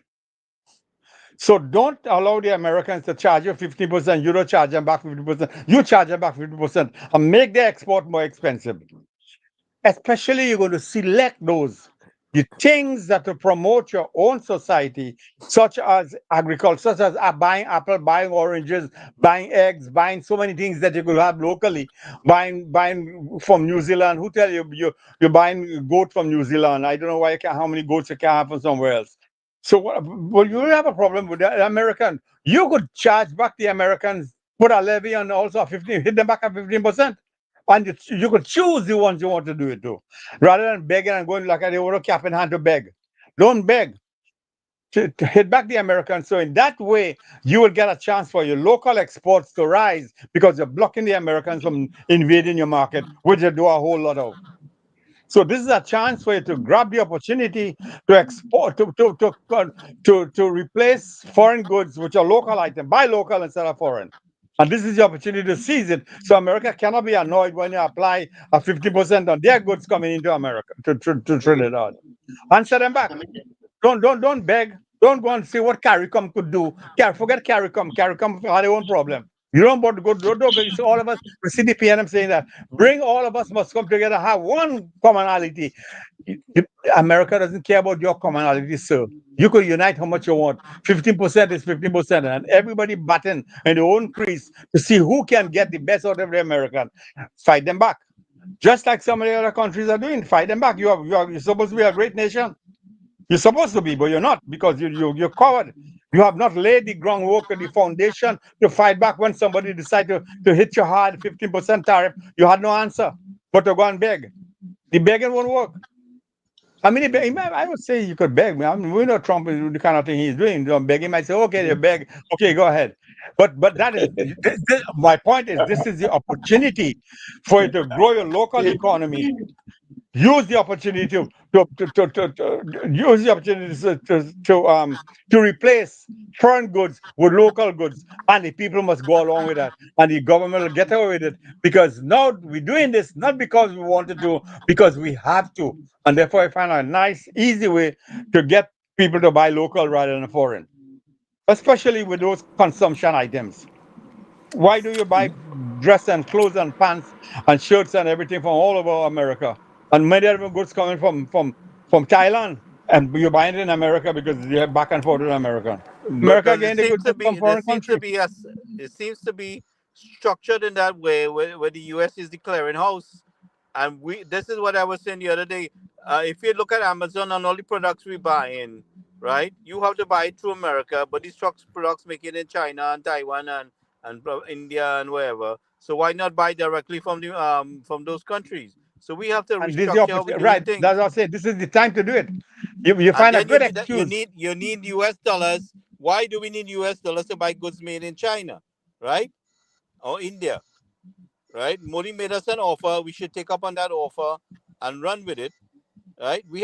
So I mean, we are kind of psychologically trapped in a in a mental prison kind of way. You know, we are that we have to break out of the and if it's not coming from America, you can't buy it from nowhere. But we also kind of locked in a way there. And this is going to take some time to break up, but we got to start breaking out. So go around Trump. Go to deal with other countries. Go around Trump. Deal with other countries. If I may add something here, you know, if you look at the structure of our economy in the past, it has always been an oil and gas. It's an open petroleum economy, as they would say in economic terms. That means once you're an open petroleum economy, you are subject to the market forces. And who determines the market forces for oil and gas? That's the number one question. What? But That then Modi that that show them. no. Then Modi that Let show me them. let me. No, Modi can afford to do that, and I'll go into that So reason what? So while why? So we're what I'm saying? So why can't we devote and start to sell Modi most of the oil, and gas products because they need the energy because they're in a production mode. They're developing. They're a high production country now. But you see the thing, Gary, who owns the LNG plants? Who owns the ammonia and methanol plants in Trinidad? You see, they're all foreigners. The foreigners, and they go for guaranteed markets. So they will sell it back to the American. These are Houston-based companies. All the point, these the LNG one, LNG two, the 5 trains are LNG. Who owns this? The parent companies in Houston. So they are bound by these things to sell it back to their country and at whatever price, economically feasible to them. So you see, it's all well and good. Now the problem with small countries is that you are price takers. There's nothing you can do to tell the market or to change market forces. These are only for the big players. Now, in India's situation is totally different. India has 1.4 billion people. Billion people. Everything you make in India, you can afford to sell it back in India and make money. So we can have a Anything. we cannot have a United Caribbean decision where we decide What's it? we're going to shift. We cannot have a United Caribbean decision when he can't even have a monetary policy for the Caribbean. How? What? This is the crap. You see, we only thought it's CARICOM thing. This is the biggest joke. Yeah, but the whole If you Caribbean is for themselves. They're Eh, very self-centered. I you remember. go to I Barbados, remember. right? I remember. You try to what you doing at a TT dollar in Barbados, they laugh at you and you become Yeah. so embarrassed. You go to Antigua, it's the same thing. St. Lucia, it's the same thing. Even Grenada, you go with they laugh at you. Where's the But even EC or US if we dollar? decide if we decide to make a unanimous decision there, or to take the lead on it, they're gonna say, "Well, who you think you is?" Right? You And then see, Yeah, and but then I don't. and then Yeah, we but betray. you're not answering the question I just asked. I said that the American is applying a 50, except oil and Yeah, but some, except some of those other things. what do we trade in? We trade in U.S. dollars, that's right? How do we go around that, We right? buy a lot of items from America that we could grow locally, that we could develop locally, that we Yes, could find that's the somewhere else primary other than focus. America. That is the objective. So, That is the so objective. why don't Trinidad apply a 15% or 20% tariff on those items, those consumption goods that come from America to Trinidad, so that the Trinidad people will find instead of paying $20 a pound for tomato, they will buy the one from Trinidad for $12 a pound, and it's so much cheaper rather than paying $20. Make the foreign goods more expensive, so you go local. This is a chance to do it because you can't tell you we didn't start this war. America started this war. So this is a chance for you to get to it. Don't bob and weave and hide and look for CARICOM. CARICOM is had their own problem by themselves and they ain't helping nobody. No, but what I'm The, saying, the, we could, last week if we I work told you all together, the we could be collective a will united the, force. the collective will of these people is useless. They all have their own different kind of They problem. will sell out. They will sell out and betray you. But that's it. They If will that they is will an kill if. America. They will kill Trinidad to get a foreign exchange for themselves in the pocket. That has been historical. Yeah, It's yeah, only yeah. That was the Trinidad point is I was to give making away. earlier. That was the point It's I was only making earlier. Trinidad is it's only Trinidad to give away the oil money to everybody and free oil and free this and free that. Guyana hardly doing much of that. They're doing some of it, but they're hardly doing that because Guyana said they don't want to be like Trinidad. They don't want to be Trinidad was a stupid country. And they're not stupid because they're a racist country. They were doing what they were doing. They were not really a fair country. So what I'm saying is this is a good opportunity for Trinidad to answer back to America and say, okay, we're going to apply back 15% on all tradable item consumption goods. But you would not be charging 15% on those intermediate goods. It's only final goods and services. And let it be harder for the go to America on a holiday, go somewhere else instead. There's a chance for you to do it because the America started Mr. this war. Why don't you answer You, them back? but yeah, you have to find what's made in the USA first in the first place. Because how much made in the USA right now? Components. So we I, have a That's what I relationship with suppose. China, Japan, and all these countries. So we should focus some kind of strategy where we are buying directly from them. well, once you make American goods more expensive, you go buy from somebody else. If you're going to buy at all, you buy from yourself too. Because Yeah, why but should what I I'm be saying, buying? the way the goods that come in, we are buying the goods that is made from China, Japan, and every place else in America. We have to change where we trade in from and go directly to the country that we trade with. We do have a relationship with all these countries. Why not build upon it? Why not work it out that way? We have to find out. Somebody have to explain to me how we are locked into this position and we cannot get out of it. Of where we cannot buy the goods from where it's being made. Yeah, because the goods is made in Japan and it comes to America, and because the firms that are making it in Japan are American firms. So we really indirectly buying from America because they make it in Japan, but it's American subsidiary making it in Japan or Malaysia or Singapore, and it's coming back over here to America, and you're buying from America because that's the investment they had. We could very well use this opportunity to get our own people to get to hate foreign goods in favor of your local goods. Eric Williams did that many years ago. Buy local, if you please. That a whole year or 2 years of trying to get people to buy local. I told you already. I went to somewhere in the south and I saw the first thing I was greeted with a bunch of apples. And it's just some cringy orange way in the back, some orange. The orange way in the back looking half full rotten and all of that. But nice, beautiful, pretty apple in front. So I would buy the apple because the orange is looking. When would you get like this? It's under the PNM. They who cause all of But this. So right but the now thing about it, the UNC have to answer back now and let America know that we are afraid to really enter a fight with them. Because they started it. We didn't start anything. We answered. We but only answered. how do you fight that when your population is brainwashed by American That's what television that's what on I'm what to eat, saying. what to live That's it. for how many years? Most of us act like American. We think we Americans. You know, everything American. We Americans in our mind. But Trump, just remember, Americans don't care for you. You know, and you see the level of racism being delivered in All this right. country here. So let me ask you this then. Do you what will be the price of cheap curry coming forward? 15% more. So we are accustomed going to the shelf and buying cheap curry. We buy in abundance. We buy coal. We buy solo. We buy a lot of stuff that come out of Matuks. We buy them right here. What do you think the price of that will be? 15% more, or even more. Are we going to Yeah, play but that still? it's Are we going to? I would not buy it.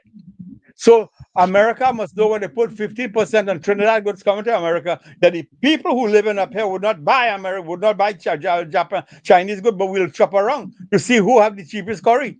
It might be whoever it might come. We don't know what country it might come from. So Trinidad will suffer because they're putting up 15% of the curry on the china, on the doubles, or whatever again they are implementing. And they import a lot of stuff from Trinidad, something that we consume in the United States and Canada and England. So Yeah, but they couldn't care this is less. going to They affect couldn't Trinidad care less badly. about people like me and That's you. why I tell them answer them back. Don't beg your way through. Answer them back. So okay, Mr. Bush, whoever your name is, you put 50%. Here you go to 50%. Are we not putting 50% on the capital goods? It is only on consumption goods. including holidays. Some people doing that, they're fighting back. Everybody around the world fighting back. Trinidad want to go and follow West Indies and go and beg. Don't beg, man. Doctor, This is the time for you to fight back. No, we have to go around yes, him. We can't beg. We're not supposed to beg at all. I wouldn't go for that.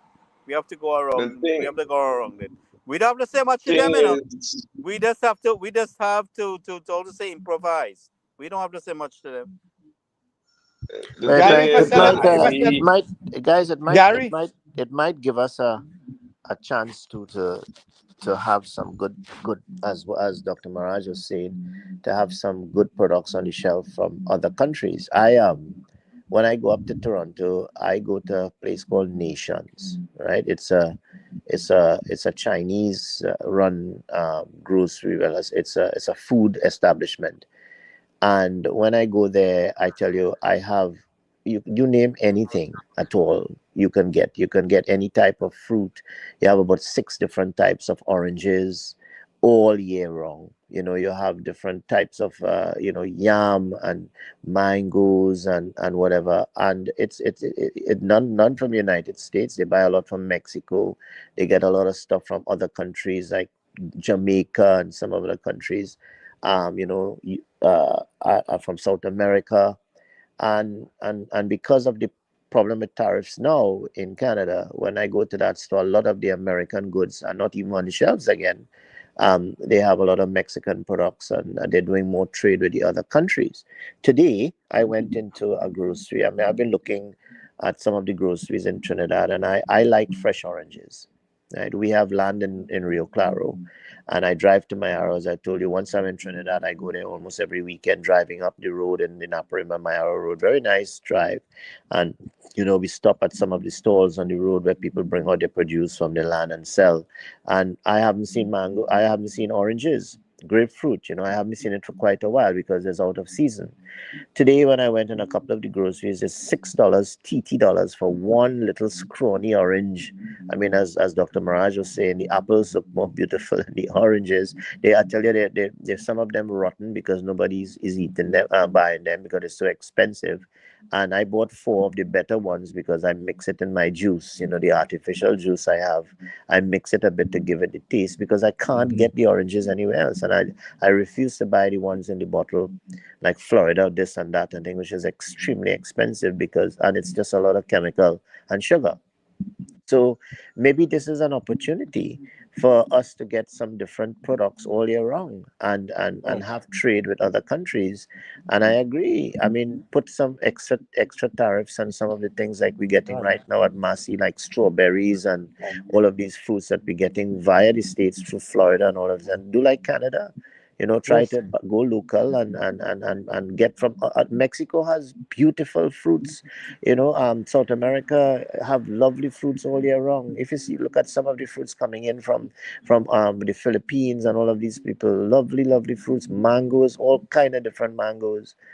So I mean, yeah, I am a bit annoyed, and I feel very passionate about this thing, and I agree. I sat on the table when I was in ODPM at the CARICOM level. I represented my ambassador and my ministers at a lot of the meetings at SIDIMA, in Washington and in Geneva, and I saw CARICOM break up. I mean, policies, people talking about one policy, and then four Caribbean islands go up on the table and say something different because their head of government at the state level give them a different thing to say at the United Nations. So CARICOM is saying one thing, and five or six of the nations of the CARICOM countries coming up at the same meeting and going against what CARICOM is saying. They have no teeth at all. At all. People The laugh at thing them. about it, if Yeah. you getting funding from the U.S. and we're trying to go up against what they're doing to our Caribbean Well, people, I think there's I no mean unity I there. agree, There Gary. is no It has to unity be there. taken. We are a small country. I agree. It's a small But each country, and we island, what have I'm to. saying, each island, Yeah. right? They Yeah. could buy off anybody. They could buy off anybody to break up the thing there. You Yeah. understand? So if the Caribbean Yeah. tries to unite, so I mean, even Yeah. though we're saying it is that would make us bigger and give strengthen us and everything, but knowing the fact we standing alone. Yeah. We do stand alone a lot of the times when we sit at some of those meetings. you know. But But I don't know. I mean, I guess all things being equal, I guess the economists in Trinidad, the Ministry of Finance, and all the key advisors would have to probably look at all aspects of the whole, the whole relationship with United States. I mean, it's a blanket 15% on quite a lot of countries, and maybe look at the extent of the actual cost it's going to actually cost us. I mean, somebody could do that and see, the quick wins and negotiate like Canada has been negotiating. But every time they negotiate, Trump raises the tariff on one or the other. But at this point in time, they reach a stage where Canada is saying, well, look, a lot of the agreement that they had with the previous trade agreement, a lot of the stuff that he didn't raise the tariff on is still on the old trade agreement. It's only some of the items. So when he's talking about 25% and 30%, it's just on a few items, you see. So But Doc, what I'm he's looking at, right? yeah, If we put him in a position, right? So Canada going against him, right? We get Mexico yeah, on the other side going against him. People in the yeah, Caribbean going against him. At some point, he had a break, right? And then we got India, China, Japan. There's one or two countries yeah, that's kissing his rear, right? And he, he's operating just like the fat boy in North Korea. There, you had to smile and dance and yeah, grin with you. And some countries are doing exactly that. You've seen some leaders that are doing that. When Trump laughed, everybody had to laugh. And he, I mean, the money talks, and they buy off people, and cause people to betray each other. But we don't have that unity, yeah. Correct. in the Caribbean. So Trinidad will have to look out for Trinidad, and Trinidad will have to work with other countries. Now, Yeah. the Caribbean idea, the CARICOM idea, is one way that if, but I don't see it as much as I would like to see it. I don't see it happening because there'll be somebody who will betray us within the group there, for their own benefit. I think they think that they're better in for their own benefit, but they really don't realize how important the fact that we work together. But Well, maybe the fact that he did put a sort of blanket tariff on quite a lot of countries, maybe that might bring them on the table together to have some sort of common trade and common economic policy, and maybe they probably would sit down a little more when it comes to this, and maybe now with the prime minister, our current prime minister, they're now at the table. Maybe we might be able to swing a better deal with maybe at the majority of the countries in the CARICOM, because I mean we have lost that lead somehow under PNM, but now hopefully she could regain that trust with the other people. And I mean we have Mr. Tanku there. He's not a bad guy, and we have Sobers in foreign affairs. So hopefully we have a young team and people who could probably sit down with the rest of them and try to make a case, because it's better if we go as a one front. But I mean, I think what Dr. Maharaj is saying is that in the short term, we really have to do an analysis of what exactly we are importing, and we probably would have to in the short term sit down and have that in our back pocket, so to speak. And if everybody fails to budge, we have to put it down. So I guess we have options, but as you say, Gary, you have to look at it in a holistic way. And I mean, I agree fully. We have to do something. We just can't sit down and take it lying down. We have to do something. Okay, well, then if that is the case, I say the Caribbean on the whole is a small region compared to the amount of trade that America does with the rest of the world. Could you imagine one island in the Caribbean will be even smaller than the entire Yeah, Caribbean? tiny. Yeah, So what's in economics, they tell you are a price taker. Whatever the world charges you for something, you have to pay for it or do without. So yeah. you You are have no not choice, I in guess. any Yeah, bargaining position yeah. to influence anything. Nothing at all, You're I not. guess. Correct, correct. Just because of our Nothing, size nothing. and where No, we are. that, even what I'm saying, the oil, Yeah, price of oil and gas is guys in Wall Street, yeah, Saudi Arabia, OPEC. They're the ones who control these things. You as a small producer, you just hey yes, you have price take on things. But what you can do is that you could cut off a lot of the imports, what I yeah, consider unnecessary consumption yeah. import. And choose Why different should we buy markets. Choose. dragon fruit for That's what I'm saying. Yeah, $104? choose different Tell me markets. Go to something. Mexico. It's cheaper. Yeah. Yeah, Why should we buy dragon fruit for $104? yeah. What so I bought $2 dragon fruit last week. Yeah, Why is it $104 in Trinidad? yeah. You know, I tell and you, this is the crap. Mr. Suman, $6.50 for like a scrawny orange. Now I don't think it come from Trinidad unless somebody have a tree that it just happened to grow and they put it in the grocery. But I tell you, it wasn't a Trinidadian orange. It must have come from somewhere, and I tell you, it was so expensive. Hmm. So we have to Yeah, stop. but I mean, the thing is, I bought it because I just saw it and I said, well, I need. I'm looking at it, but I agree. It probably would have to be a national policy, and we would have to have options, as I said, for other markets. We got quite a lot of other produce, which could be shipped in. Even amongst the Caribbean. I mean, when you go to Grenada and you see some of the fruits that they have that used to come in our ports, yes, we not yes, we don't yes, see yes. those. We don't see a lot of that. A lot of the the apples and the what is again the one that they use for Cantaloupe, cancer. Yeah, cantaloupe, and all these things yeah, you see. they used to, the sapodilla. We used to get a lot of that when they come down from with the boat from Grenada on Port of Spain. And when you go out there, man, I used to buy and bring them home. Nice fresh sapodilla and whatever, nice small, nice ones and juicy. Well, we don't even get those things again. So I don't even know what is happening with this Caribbean markets. It's a So I total guess a lot waste of of that will have to be rejuvenated. I mean, we didn't see it in the last 9 years. We have had more imported goods, as you said, the 1% probably did a lot correct. of domination And on that aspect, and I, I I guess kept the on honorable prime saying, minister is saying, look, let's put them on aside a bit. These 1%. Let us try and do what we have to do with what it is. Go local, get some more Caribbean market produce. Go to Mexico, get a lot of those zabuca and all kind of thing at cheaper prices. Look at lovely zabukas and thing we have home. It's really nice, but I mean, a lot of pretty larceny goes around. People don't even get time to market they produce. A lot of people sells these things on the side of the road, right? It's not even theirs. They thief it from people. So once correct. we could control some of these the local goods that we have, people will produce more. A lot of people are afraid to even cultivate their apples and sorry, their oranges and their grapefruits because people come in the night and steal them. So even the ability to produce it, because the people just get totally disgusted, and a lot of them are going away right now and working on the farms abroad, picking corn in Canada and all of these things rather than staying home and doing what they have to do you know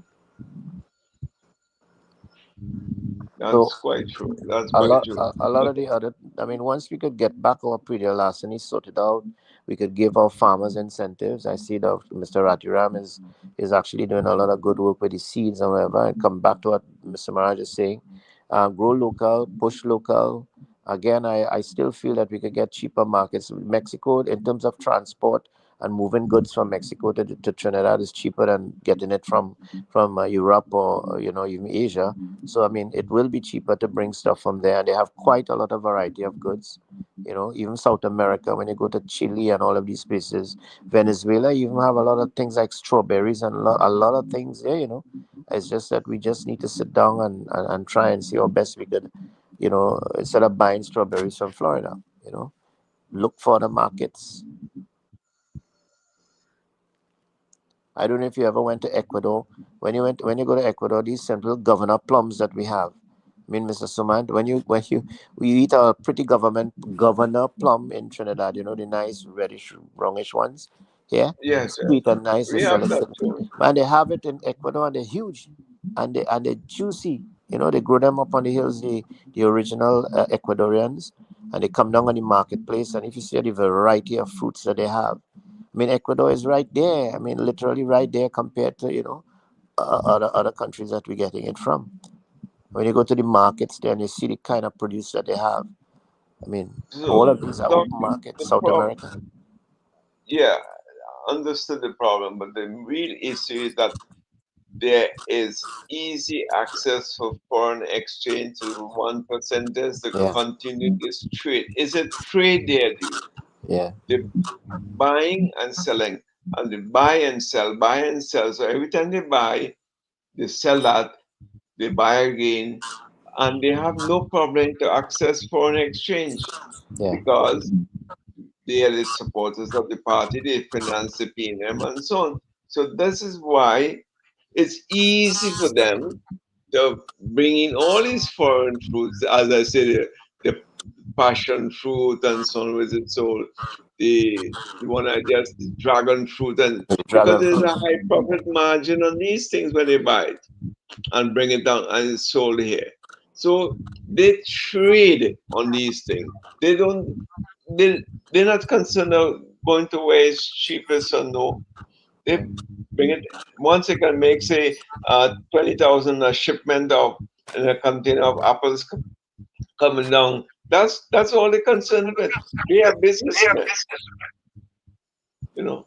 So they are traders, man. They get all the foreign exchange to do what they have to do. And it's easy for them to bring down a container of apples or oranges or whatever, strawberries, and get it sold. Blueberries, blackberries, and just sell it here. Because they are traded, they buy and sell, buy and sell, buy and sell. So they make money out of these things. So just to let you know that in terms of the free market, which Trinidad in many cases have a free market, our importers in search of a better deal will find themselves looking around the world to substitute foreign goods for American goods. For example, I have the data. I mean, I can show it to you, some of you. My projection, it's Trinidad, I have no projection, but I do have. There will be a shift in the demand for goods and services from the United States to places like India, Brazil, Germany, and a few Correct. other countries are also lost in this deal. So some of the things that Trinidad is exempt from is the petroleum, which there's a big, our biggest problem. We used to be a net exporter to the United States. Now we are a net importer from the United States.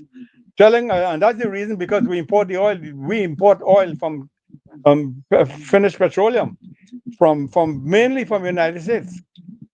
And that is a big drain on the budget, and we have to have that because so many cars in Trinidad. So what I'm saying is there's a realignment because of the market economy. Trinidad still have many elements of a market economy that our importers are going to shop around to get the best deal, because the 15% that they're applying Trinidad goods, and Trinidad and Tobago will have to shop around to find a better deal elsewhere, because the United States is really in a war with everybody in the world.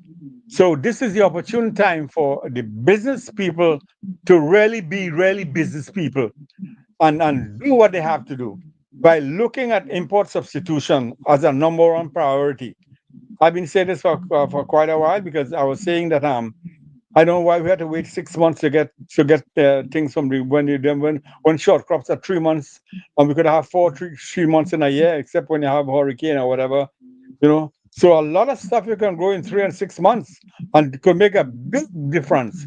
Like I was telling you all, that we will be buying less of Trinidad goods because it's more expensive. So I would shop around to get wherever we'll get the curry. I mean, Trinidad curry is still Trinidad curry, but if it is too exorbitant, for $1 or $2, I might buy something that is equally good. So Trinidad people suffer already from this, and there are a lot of people who buy Trinidad goods. They're not only Trinidadians and Caribbean people, but a lot of foreigners who buy something like Trinidad. They will want to buy things from Trinidad, and they know what they like.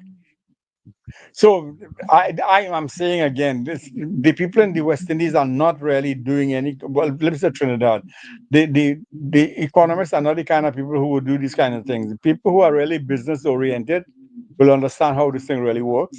So that I could tell you right now, there's a elasticity in terms of the demand coming out of Trinidad and Tobago, that there'll be a shift from America to elsewhere, but not a big shift.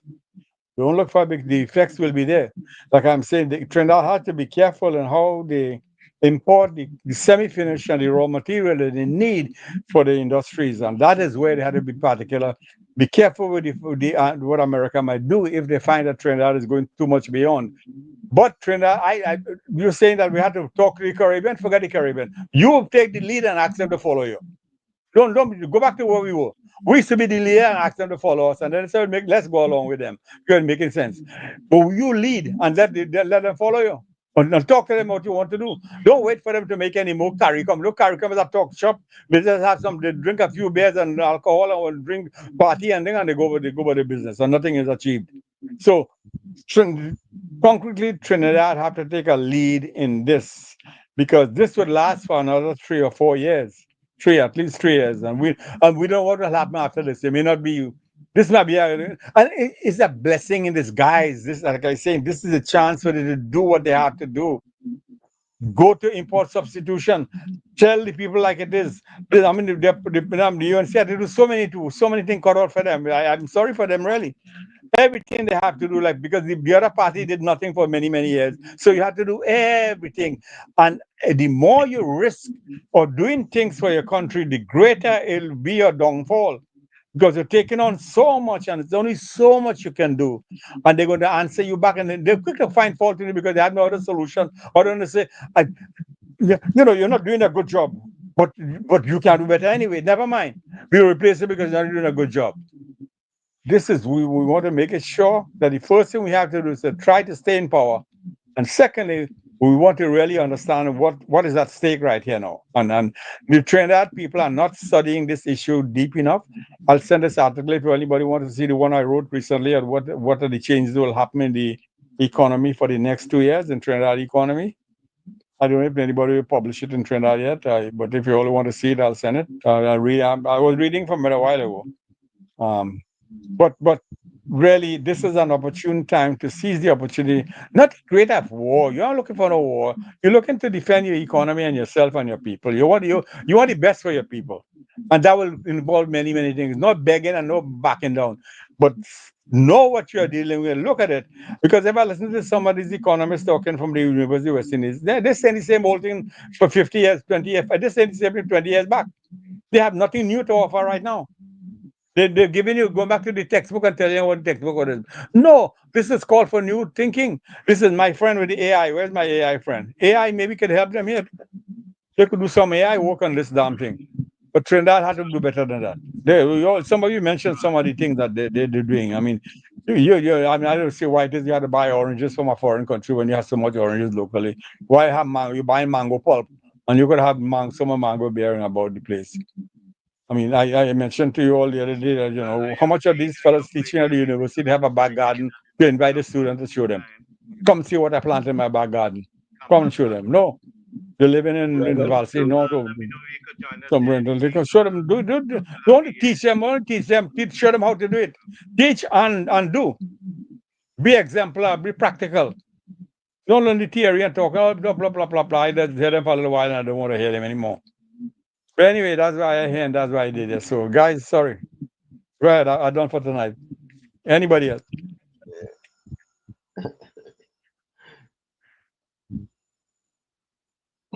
Certain of the import substitutions don't take a while to come on stream, because let's say you plant oranges, it takes a little 3 to 4 years to start to bear.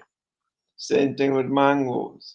Same thing with No, I don't. cherry. Yeah, baby, I understand that. But what about tomato, body, same, The short-term crops, yes, short-term rice, crops. growing a Short, rice is 6 months. All these are short crops. Yeah, short-term the long crops, one, yes. the mangoes and thing, but basic essentials. That's 3 months and 6 months. You see, I want to go in the market tomorrow. I will want to get certain things. Piva, sweet potato, those are tomato. That's three things I have to get. Okay. Well, the guy tell me piva bears once a year. Okay. I missed it a couple of years. So I want to badly go and see if I can get. Certain things are not, your taste. Your taste is funny. Dr. Dr. Ramro was saying he wants to get some fresh orange to mix it in his packed juice, so to speak. I I do the same. I'll squeeze two oranges and I'll pack juice and kind of make it more rich with some real fruit in it. Same thing with pineapple. All these things, but it takes time to produce things. The things you like is not always grown within 3 months. it may take a longer time, it may be closer to 2 years or 3 years. So everybody tastes are different. Now you have to, the question is, how do you change people's taste? And this is the question. You have to force them in some instances to say yes. You can no consumption of oranges, use limes instead. How do you do these things? Yeah, but Mr. So Trump helping everybody you. have, Yeah, huh? yeah, Mr. Trump is helping you. He helping you how to make the change. So Yes, it's he easier for is. you now He, because he helping you do he that. is. He is. But you see, again, I come to the same thing. The things I like take a few years to come on stream, you know. And who knows? After I make all this effort, he gets thrown out as president. I can come back. In the next year, I get back everything. So it's funny situation. Gentlemen, we have a young lady in the audience there, Kamala Pagu. She's out of Warrenville, just joining us there. I'm hoping to get her join us for 5 minutes. You gotta go now. Good night. I think you I'm not also hearing. could join us for 5 minutes of opening. So I just sent you the link. But go ahead, gentlemen. Welcome, Kamala. I'm hoping to get us something on the program.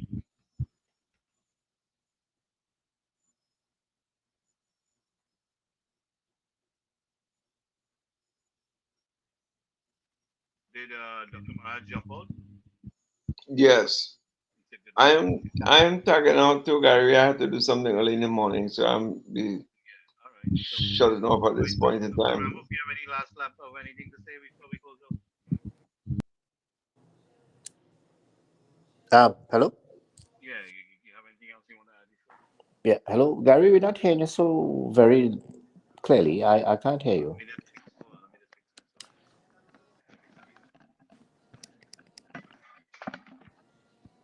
Hold on.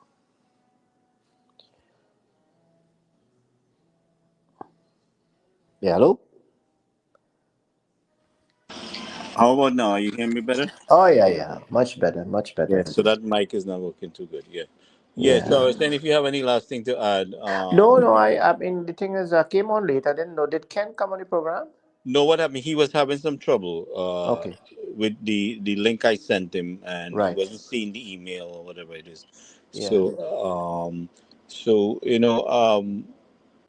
I really want to discuss a few things with him. He has quite a bit of articles out there. Yeah, he actually writes pretty good. I see we have a Kamala Fegu, Yeah. I was saying Kelly Village. she's a counselor for Warrenville there, Right, right. and I've been trying to get her on the program, so I just saw her Yeah. listening. But I saw her on the program. Yeah, that's fine. So Yeah, that's good. yes. I want But the I yeah, want to no, invite her. She's in the audience, she's really listening now. yeah. She's not really, yeah. So I just No, want the to. thing is that I earlier I think I don't know, somehow I was out of the show when we were talking about the CPEP thing, but I do agree that we should retrieve some of the funds, but at the same time I do feel that they have to be a little more careful in managing any contracts, whether it be with our people who supported us, for the campaign. I mean, the reality is people would have supported a lot of the MPs in the politics, to get to where they are. I mean, this the same thing happened with PNM, so they would give these people, but to go and set up, new companies and illegal companies and all this sort of thing, to do that, it's sometimes not so good. So hopefully, if they just find out exactly what they're doing, I don't know if they will go back with the CPEP or they will put more resources into the local government and try to do the same work out of the local government, because this CPEP thing seems that it's going to be taking too long. And right now, a lot of the because of the rainy season, quite a lot of the roadways, a lot of the parks, a lot of the places started to grow with very thick bush, Yeah, and the place is looking very terrible, right now. And of course, with the mosquito breeding and thing now with the children, and chikungunya, I think we had a couple cases that could be coming our way soon with chikungunya.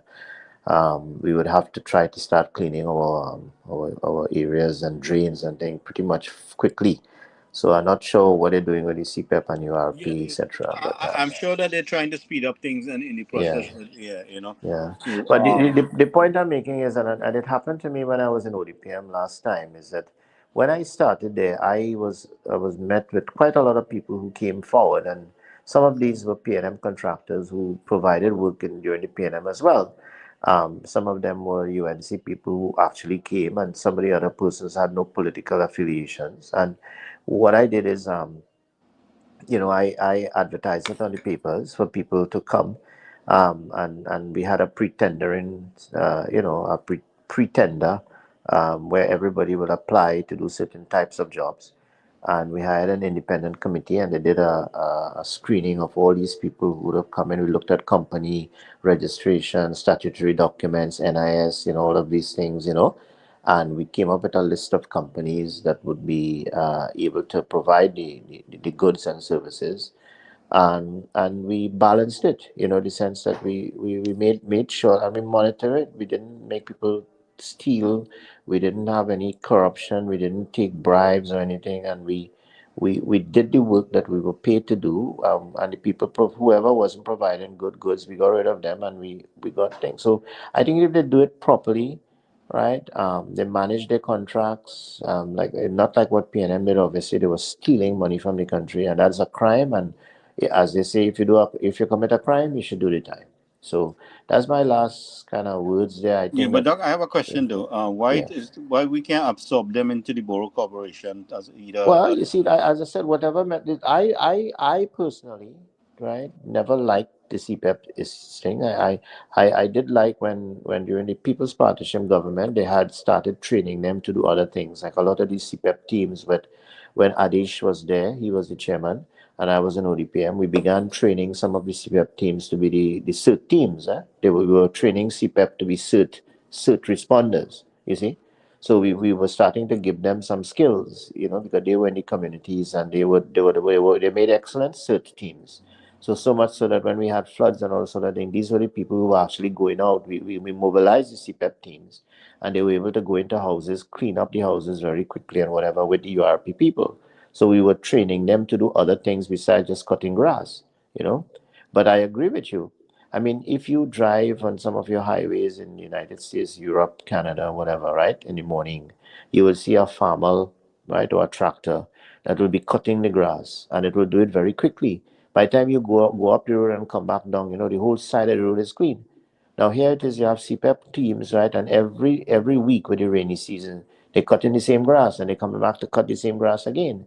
So why it is that we can't use the CPEP to actually clean the side of the roads, prepare the side of the roads for a tractor to pass now. So it's easier now during the rainy season when you have to cut it every week to have your tractors pass, but you use the CPEP to prepare the area initially for the tractor to pass, especially for the highway, etc. You know what I mean? Right. So it is a science behind CPEP, and if they convert that into something that is basically, it has more impact, and more legacy, and people actually work with it, and they get a skill and a competency, then it makes sense. So it's not just what it is; it's how it's done and how it's managed. Right. So I mean, I if am it sure has they so might if have yeah, they might if it have is some plan of absorbed under the action, but local government under a different name, and it yeah, does the same thing that what CPF is doing, then it makes no sense. It's the same thing. yeah. But what I'm saying, why we can't absorb them into the borough corporation? Well, they can, and I think that I think that And somebody there you saying get the that, benefits. There you get yeah, the benefits as I a think, you see, before, because of the politics and because of the bureaucracy, right, of the local government, in establishing contracts and giving awards and all sort of thing, and the prioritizing of funds, right? And you had the people who were supporters of the ruling party were not getting jobs because of the bureaucracy of getting jobs within the local government scenario. That is probably why CPEP was born. And it was really a political thing to give the party supporters jobs, right, and quicker. I mean, be realistic. That's what it is, and that's what it evolved as when the UNC took it over as well, or even when NAR had it, and when all this sort of thing. It's the same thing. It never changed. If you know what I mean. So if they change it in such a way and they make it more equitable, more easy for people who really need it. Well, it might work, So you see, I agree. All At right. least it'll be better controlled in the 14 corporations. Yeah. So All right. Then we'll catch up tomorrow, maybe. yeah. Actually today I was a bit busy with something. Tomorrow I Yeah. have a bit more free time tomorrow. For tomorrow Right. I don't Right. know CPL starting tomorrow. I think we're having our first match tomorrow. I Right. believe. Right. I had it. I had it on my phone here. I was gonna advertise it. Yeah. Yeah. So So. we'll see how it goes. Yeah, no problem. Good. So So we chat. what? Yeah. Yeah. I think I have. I just posted the schedule here. That's the schedule for it. Yeah. For and then we dealing with some. We dealing with some hurricane weather that's coming So Yeah, we've been I our. watching see this that one there for days, and now Tropical Storm Erin should turn into a hurricane by today, tonight, tomorrow. Yeah. So it probably would affect the eastern part of the United Yeah. the western part of Depends the on how it Atlantic. shifts. Yeah. Yeah, Depends how it shifts. so it goes. We are going up to New York on Tuesday morning. Well, the flight is 12 o'clock in the morning, so should be there by 4:30, 5:30 in the So morning at you're going to be in the JFK. New York area? We're going to be there for a wedding in the New York area until the following. I'll be there from the 19th to the 27th. What part of New York you're going to be? We're staying we're going to stay at Yonkers at Cross County Mall. We're staying at the Hyatt there in Cross County. Or you all the way up in Yonkers? Oh. Yeah, and the wedding is I think it's near New Rochelle, sir. Yeah. That's yeah. That's like you almost going to Yeah, on New Rochelle. yeah, yeah, Yeah. yeah. Okay. But we'll be up at Yonkers for the week, and then we're going down to Manhattan on we'll be downtown for a couple of days, and then from there we'll come So back home. let me know when if you when if you're going to be when you're going to be in Manhattan. So Sure. I'm on the other side of Manhattan, Oh well, good. Well, yeah, we'll in be New down there for a Jersey. couple of days. Yeah. Yeah. So so we'll link up when you get here. Yeah, they'll probably hook up. Yeah. Yeah, All sure. right. Yeah. All right then. So good night, everybody. Thank you Okay. for joining us. Tomorrow night Yeah. we'll catch up. Okay, guys.